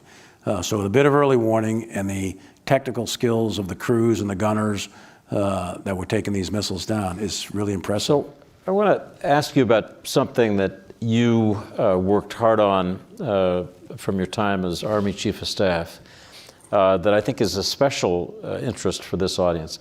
You tried to reach out to the smartest private sector entrepreneurs. I remember you telling me that you went to see Elon Musk, if I'm remembering this right, like 2017, something like that, a long time ago. Yeah, right after becoming Chief of Staff of the Army. Chief of Staff of the Army, a long time ago. And many others, too, not just him. So I want to ask you about the growing role of people like Elon Musk in our national security. I mean, the dependence of the Ukrainians on Starlink is enormous. Mm-hmm. You had some conversations with Elon Musk about whether Starlink could or should be used over Crimea that were part of Walter Isaacson's book. But in general, my question is, are you concerned that we're becoming too dependent on these private companies and entrepreneurs like Musk who could decide tomorrow, I've had it with the Ukraine war. You know, China's too important to me and I'm gonna pull the plug. What about that? Well, I think for the United States, there was a time, maybe it's the 50s or 60s or something like that, where a lot of your innovative technologies were done actually by the government, DARPA and that sort of thing. But at some point, I think it's in the 90s or so, the innovative engine of the United States shifts gears into the commercial sector. And there's spin-off, these technologies have spin-off capabilities for military use. Now, there's some things that are still done that are unique to the government that only the military uses, you know, building cannons, for example. But look, at a lot of weapon systems today are highly dependent on software, are highly dependent on things like artificial intelligence. And there is this, team of commercial and governmental folks that work together to develop the various systems that are necessary for national security. You're not going to have a military unless you have the cooperation and the innovation from the commercial sector. It's just not going to happen. And so the Pentagon and all of the services are highly dependent upon the cooperation, the teamwork of U.S. industry. And look, is there a chance someone would say, yeah, I'm not going to do this anymore? I suppose. But at the end of the day, they're Americans, they're patriots, and they're going to do the right thing, I think. And they have been, my experience with industry, and this is all types of industries, small startups all the way up to your major corporations, are very cooperative with the Pentagon. and to the extent possible, they will develop the best systems available to defend the United States. I want to ask you about a subject that you and I have discussed at other public sessions, and that's the danger of escalation in the Ukraine conflict and in the general standoff we have now with Russia. Russian ships, including a nuclear submarine, just sailed into Havana. Putin and former President Medvedev, seems like every other day, threaten the use of tactical nuclear weapons. Medvedev just said today, following new sanctions against Russia, that basically anything's possible for us as retaliation. How do you think about that danger that we could find ourselves in an escalatory cycle where we're at the point we remember in the Cuban Missile Crisis, where it's a real existential risk? Do you think we've been there over the past 2 years during this war? Not to that level, no. So how do you think about, as former chairman, about that question of the risk of escalation leading to catastrophe? It's something you're constantly attuned to, and the President, Secretary of Defense, Chairman of Joint Chiefs, all the Joint Chiefs, the combatant commanders. Escalation is something that you're always attuned to, and you want to try to prevent it from starting to begin with. And if it does begin to escalate, you want to invoke a series of measures to do escalation control if you're on the escalation ladder. And those are very unique to the actual escalation that's happening at a time. I would not compare the current situation in the Russian ships in Cuba to the Cuban Missile Crisis. The Cuban Missile Crisis was 13 days where the United States and Russia went to the brink of nuclear war. And through tremendous efforts by the U.S. government and the leadership at the time, the thing was de-escalated. But we're not at that level of escalation. But it's a provocative act. Putin is doing it for a reason. He's being provocative for a reason.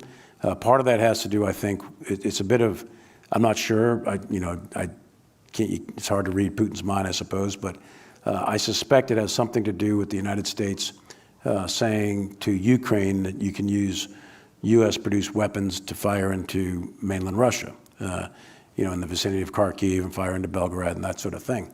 And I suspect that the Russians come up with some clever plan to say, okay, well, we can do something on your border as well. Now, I might be wrong because that U.S. action was only a couple of weeks ago.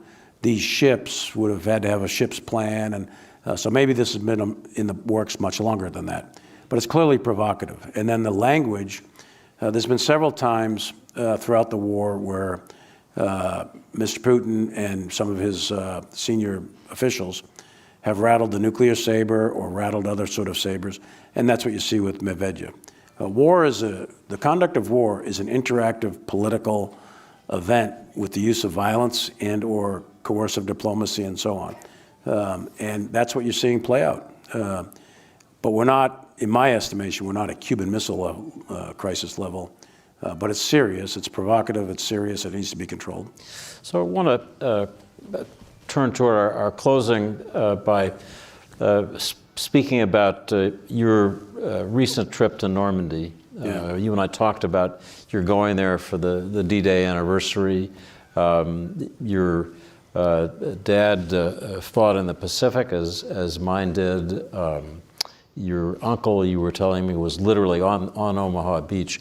I want to just ask you to speak a little bit about that tradition of military service, what it means to you, and what do you think it ought to mean to the country as we think about what happened in the past, where we're going in the future? Well, I think, in my case, I spent 44 years in uniform. My mother and father, you see there on that photo, they're commissioning me in 1980. My mother was in the Navy. She served in the Medical Service Corps of the Navy and took care of the wounded at a hospital out in Seattle during World War II. My dad was a Navy corpsman, Navy medic, who served with the 4th Marine Division. He did the assault landings at Kwajalein and Saipan and Tinian and Iwo Jima. And his brother, and I just found this out maybe a month and a half ago, I knew that his brother, my dad was the oldest of 10, and his second in line, the number 2 brother, I knew he was at Normandy. He was in the Navy. He was at Normandy. I thought he was on a ship. So I asked to get the records. I got the records about a month and a half ago. And I discovered that he was actually at Omaha Beach. And he was a beach master. And I didn't even know the Navy did that. Now I realize it wasn't just Army guys on those beaches. It's a lot of Navy guys too, and Coast Guardsmen. So he was a communications specialist, and he was part of the Beachmaster team at Omaha Beach, which was pretty cool. So my grandmother had one son hitting the beach at Saipan on 15 June 1944, and another son hitting the beach at Omaha. And she had no idea, because she was taking care of 8 other kids back home in Somerville, Massachusetts. And I'm very proud of their service. My dad's uncle before him was in the British Army, the Newfoundland Regiment, which is part of the British Army, and he was wounded at Gallipoli in World War I. And because of that, he wasn't at the first Battle of the Somme, so he wasn't killed. There were only 87 members of the regiment that survived World War I.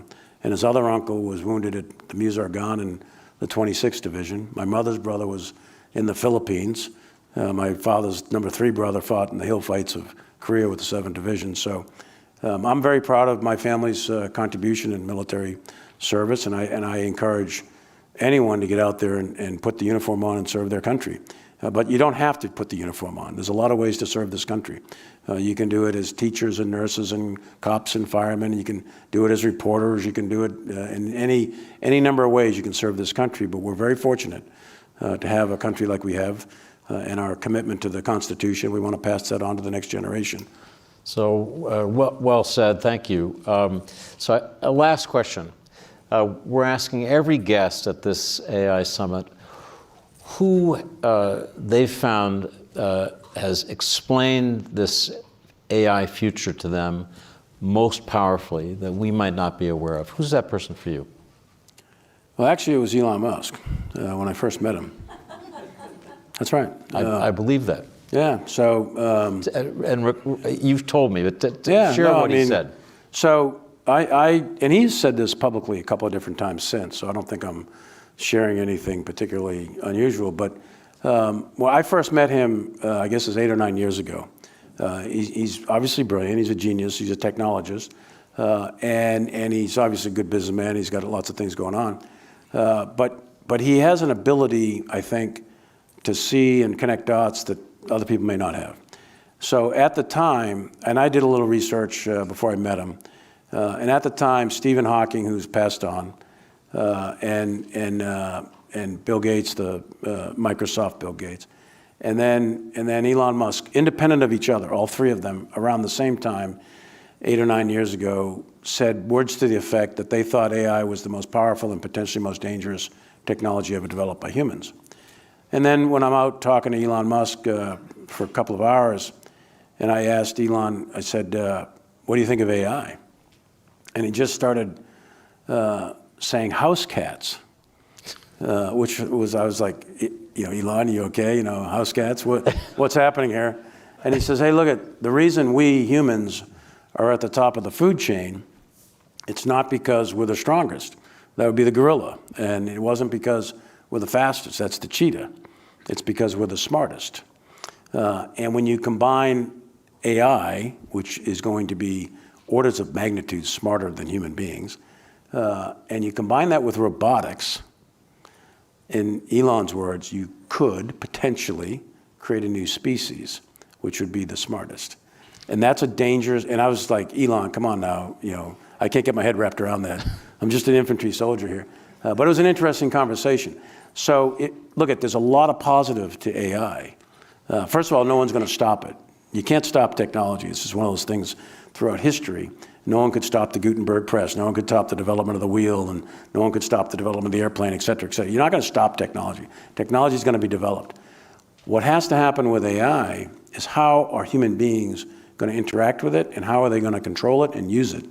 And are there going to be regulations? There's some serious, very serious legal, ethical, and moral considerations to the use of artificial intelligence, especially when you have the application of lethal force in military operations. And none of those questions are answered. They're being asked, but they're not answered yet. And that's a real challenge that's going to have to come to grips, that we all collectively going to have to come to grips with over the next 5 years. So folks, House cats. House cats, there you go. That's the question, is whether that's our future. General Mark Millie, one of a kind, thank you so much for joining us. Thank you.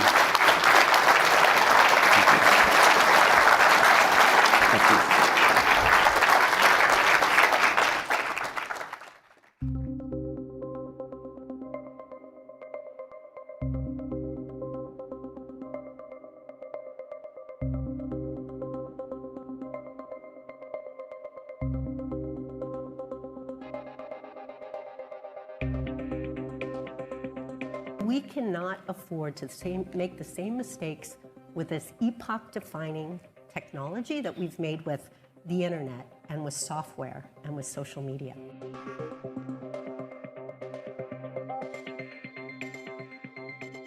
AI, which is going to be the most powerful technology and the most powerful weapon of our time, must be built with security and safety in mind.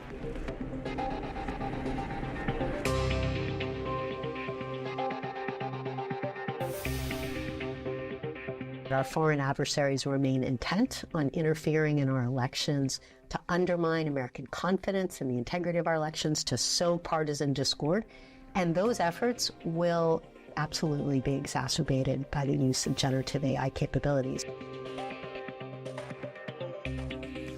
So, ladies and gentlemen, you know who I am, but I want to introduce our next speaker, Jen Easterly, the director of the Cybersecurity and Infrastructure Security Agency, known as CISA, which is part of Homeland Security, but really is increasingly an independent operation.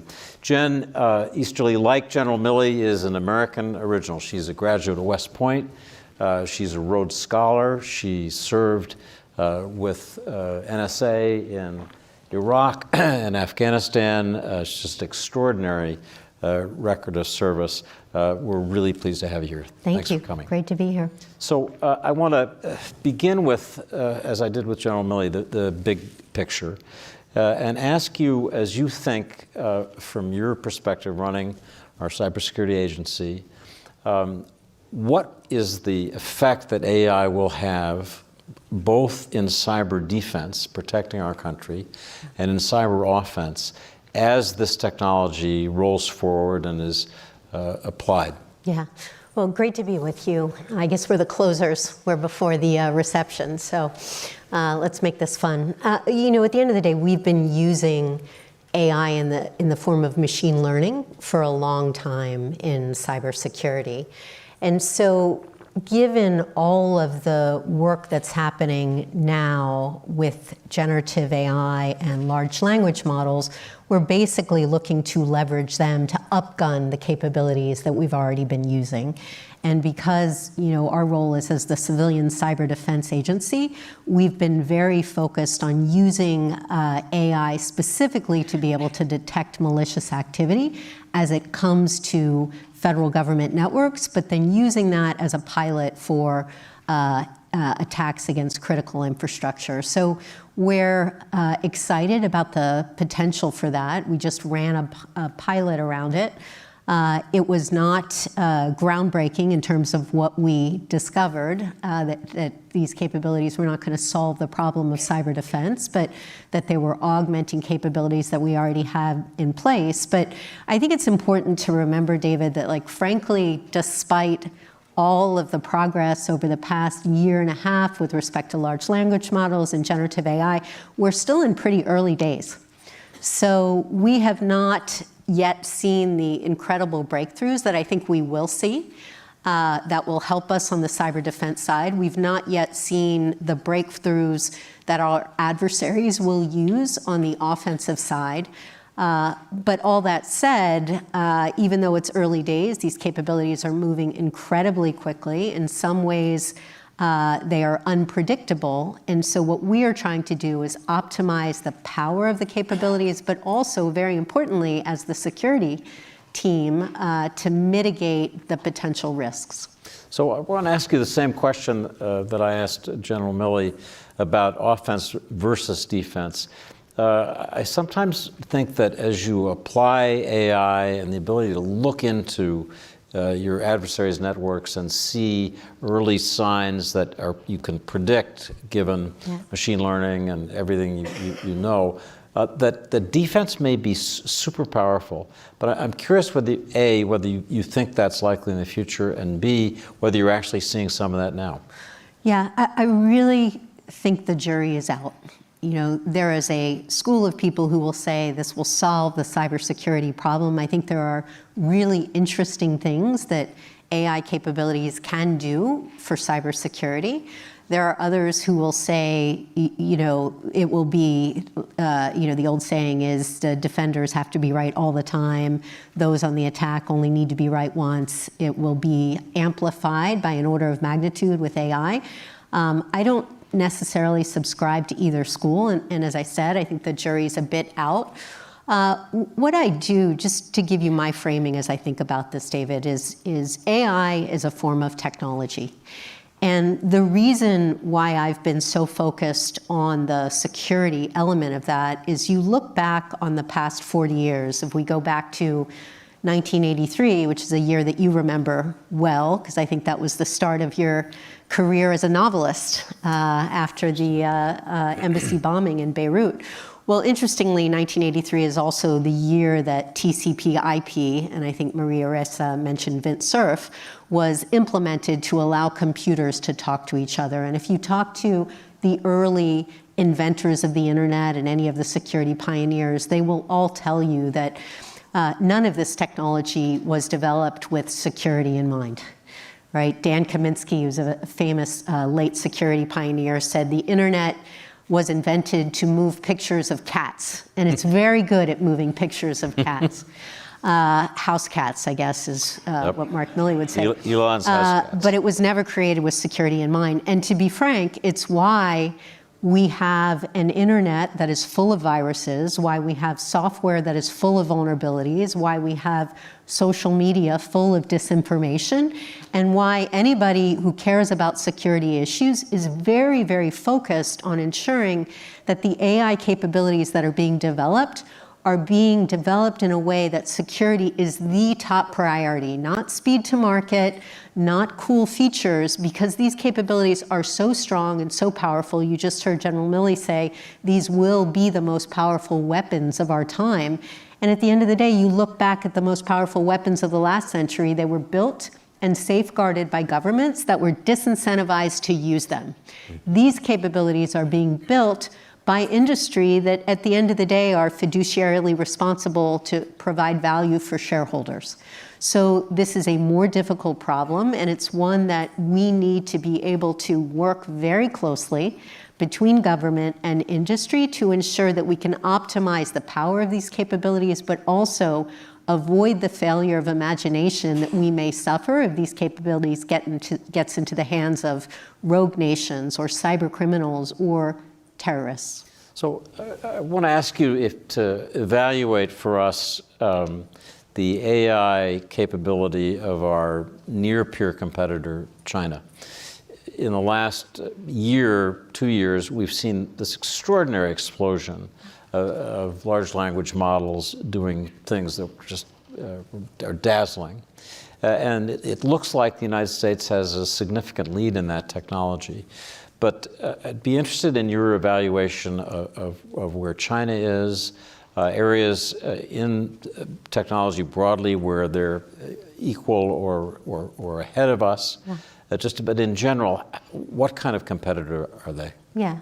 I mean, at the end of the day, I'd say the big difference right now is China puts much greater restrictions on their capabilities than we do here in the US. It goes back to my point, there has never been any guardrails put around technology, because what I think is a bit of a myth that if you did regulate technology in any way, then you would stifle innovation. I do think it is possible to have responsible innovation, and I think some of the arguments around the fact that Europe doesn't have big tech companies because of all of their regulation, I just don't really buy that. Like, at the end of the day, we need to ensure that we can actually work with China and work with Europe and work with other countries to figure out how we can control these technologies so that we can protect our population. So, you know, I worry a lot about China's cyber capabilities, but right now, without AI,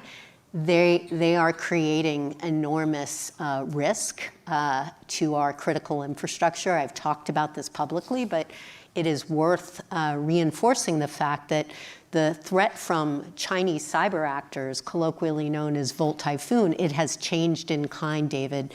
You know, I've been doing this for a long time, and for years we talked about intellectual property theft and espionage and data theft, and now we're talking about Chinese cyber actors pre-positioning inside our critical infrastructure, not for espionage, but to launch disruptive or destructive attacks in the event of a major conflict or crisis in the Taiwan Straits.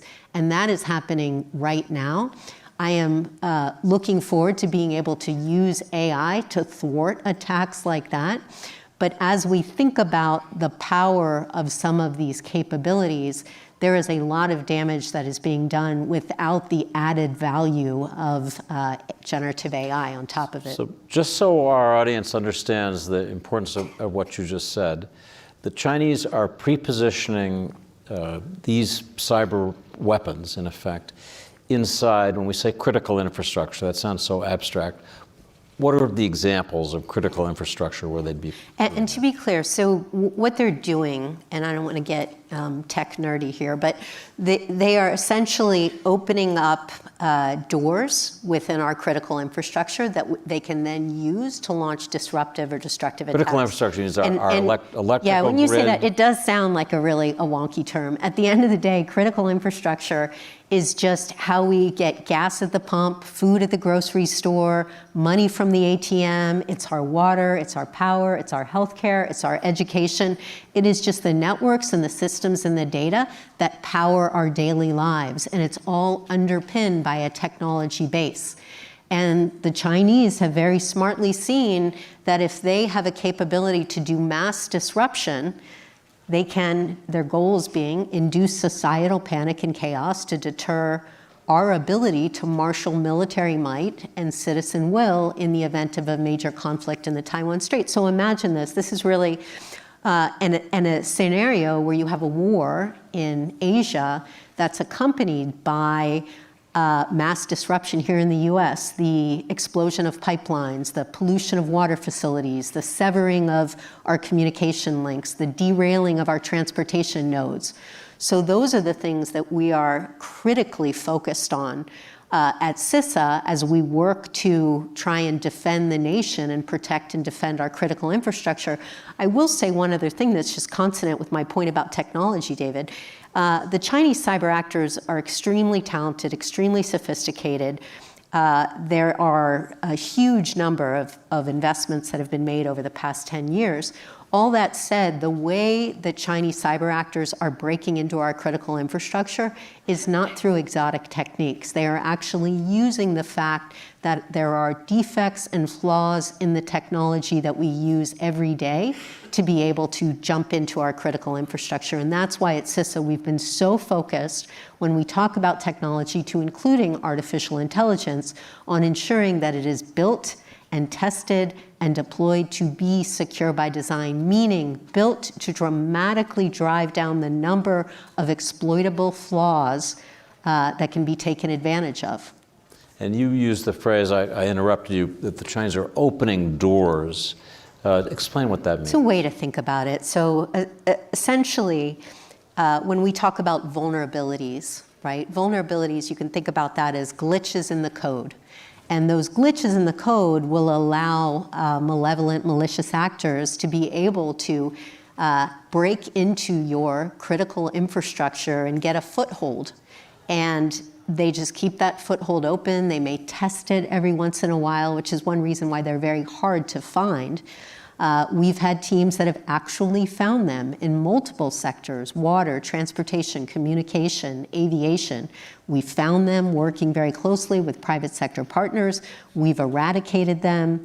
But we think what we found to date across multiple critical infrastructure sectors is frankly the tip of the iceberg, which is why we've been so focused on working with technology manufacturers to ensure that they're creating safe tech, working with businesses large and small to make sure they're making the investments not only in cybersecurity, but in resilience, because it will be extraordinarily difficult to prevent mass disruption. What we have to do is ensure that we're building operational resilience, cyber resilience, and frankly, that we have the same societal resilience that the Ukrainians have shown since the full-scale invasion in early 2022.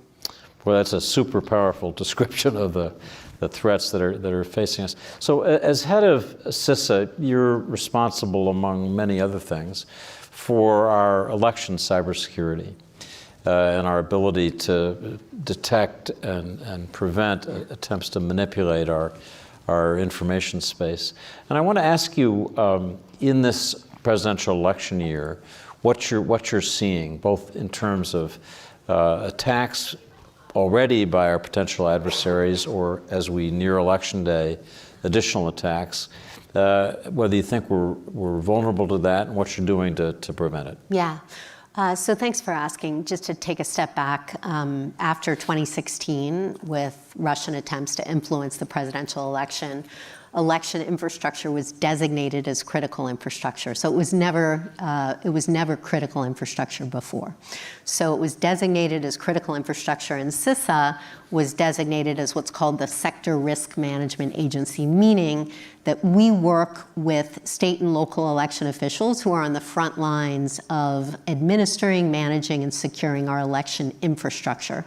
Now, over the past 7 years, and this is where the good news story comes in, CISA, in our role as the lead government agency working with the rest of the federal government, the intelligence community, the Federal Bureau of Investigation, the Department of Justice, have worked hand in hand with election officials and vendors to make massive improvements in the security and resilience of our election infrastructure.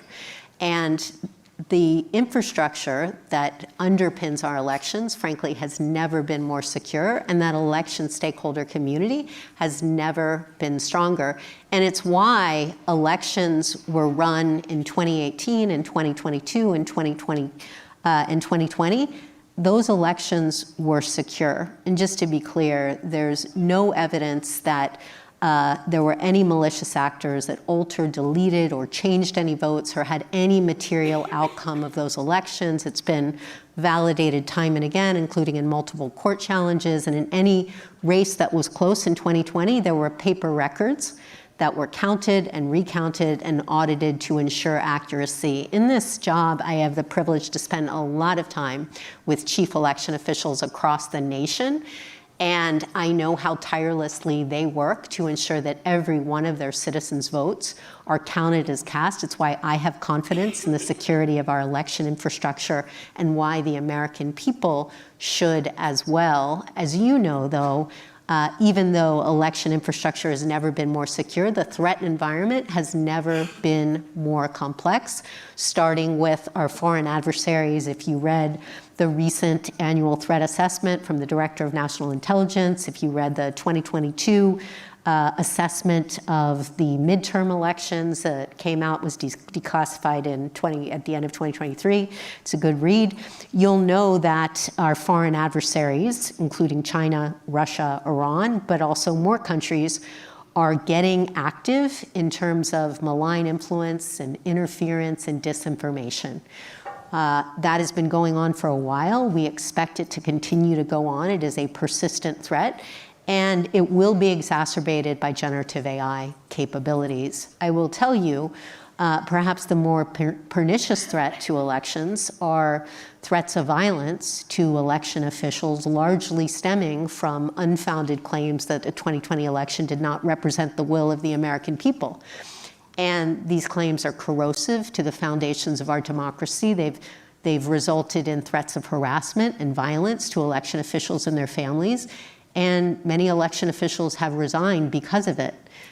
Those who remain often operate, frankly, in difficult conditions. And it's why we're so proud, and I've made it a top priority, to stand shoulder to shoulder with these election officials. And so we're working with them to do cybersecurity assessments, physical security assessments, exercises to be able to deal with cyber risk, with physical risk, with insider risk, and with the risk of foreign malign influence and disinformation. And so we have very aggressive efforts going on practically every day across the country, working over 8,800 jurisdictions to help make sure that election officials have the resources and the capabilities and the intelligence that they need to run secure elections. And again, it will be complex, but I have great confidence in the process. So on the question of disinformation, at a Washington Post Live event last week, Ambassador Nate Fick, who's our State Department ambassador for cybersecurity, a good friend of yours, I'm sure, for years, said that he has solid evidence that our adversaries have sought to deepen the polarization in this country over the war in Gaza. Sharp divisions are there. People have been trying to make those worse. Can you confirm that? And could you say a word about how we can protect ourselves against that attempt to inflame sentiment in the United States?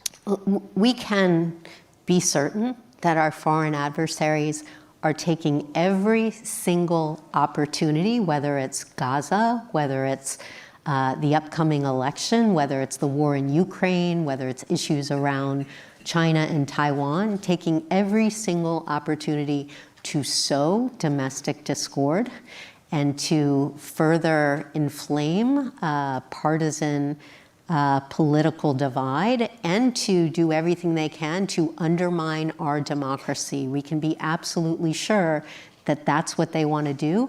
And frankly, in some ways, we are feeding into their strategy. And so we work very closely, in particular with election officials, to do a few things as they help, as they're dealing with disinformation. First, we work with the federal government to put out tactics that our foreign adversaries are using for malign influence and disinformation. We put out guidance around how generative AI can be used for influence and disinformation, and really what election officials need to do to deal with it. So that's one. Two, we are also using what we call our rumor versus reality website to put out accurate information about election security so the American people can understand why drop boxes are secure, how absentee ballots are secured. So essentially factual information about election infrastructure.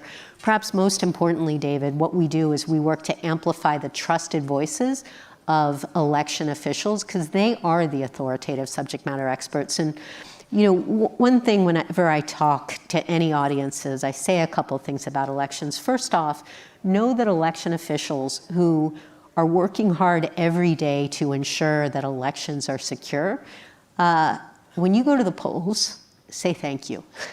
Thank them, because they are out there in a difficult environment, and they're doing it not because they're getting paid a lot of money. They're doing it because it's the right thing to do for democracy. Second, if you have any questions about the security or integrity of the democratic process, please be part of the process. Sign up to be a poll worker, be an election observer. If you have questions, talk to your election official. It's a very transparent process, and election officials across the country want to have that discussion with their communities to talk about why the process is secure and all the technological, physical, procedural safeguards put in place to ensure that every citizen's vote is counted as cast. And frankly, to your point, David, we should not allow the adversaries to be successful in stoking partisan discord and tearing this country apart.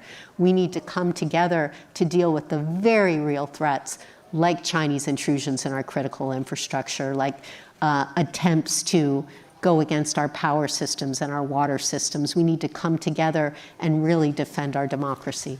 So in this world of poisonous disinformation, as you just have described it, there's obviously a question about whether our social media companies should do more to moderate content, to screen it. We have an audience question from Kate Davis, who lives here in Washington. who asks, how, if at all, should content be labeled and verified for authenticity?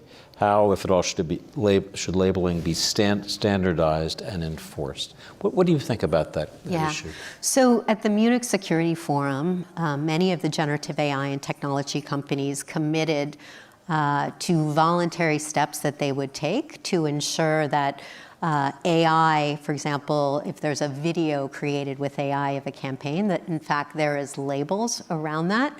I do think efforts to ensure that anybody can tell whether a video is generated with AI capabilities, whether it's a deep fake, that is very important.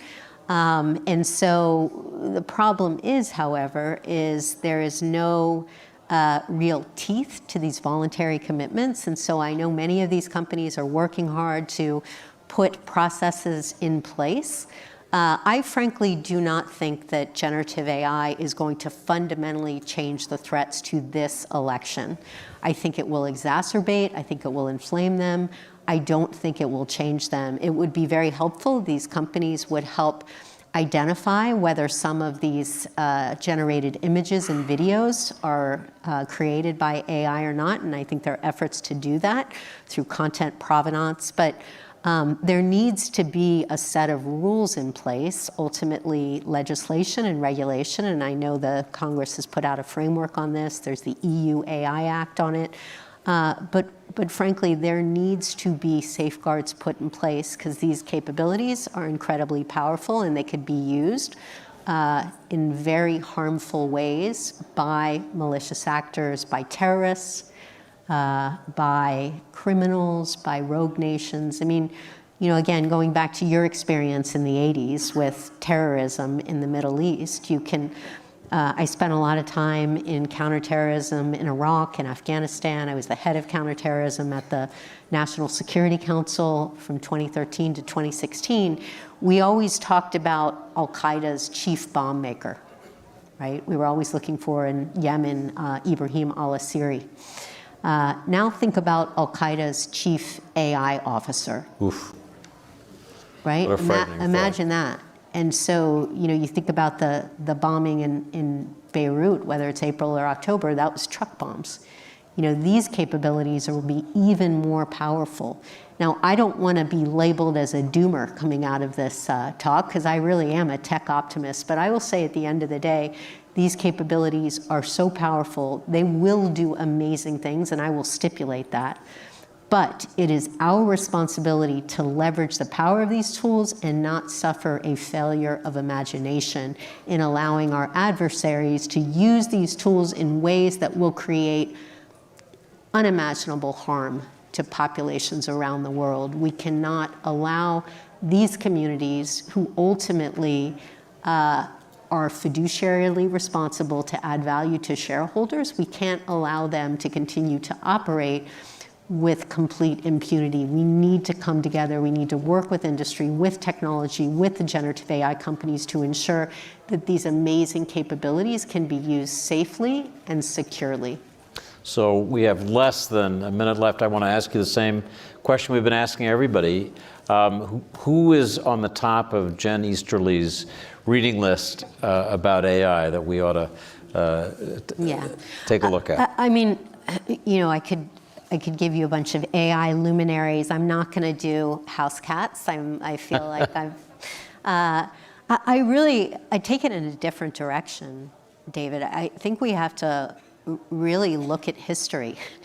I think we have to learn from the evolution and the history of technology, how technology has been used for good, how it's been used for evil, and really learn from examples about the optimization of technology, but also, again, the downsides. You know, less than 15 years ago, we were extolling moving fast and breaking things, right? We need to look back and see what got us to where we are, and we need to move forward informed by history and ethics, frankly, and values to ensure that what we are building, some amazing, amazing capabilities, we are building them in a way that will be safe and secure for the American people and for our allies around the world.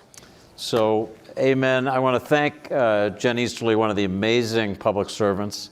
We're lucky to have her working. Thank you so much, Jen. My pleasure. Thank you. So, ladies and gentlemen, let me just invite you. You may hear in the other room the reception. We'd like to invite everybody to join our Washington Post colleagues, speakers, all of you at the reception. Thank you so much for coming today.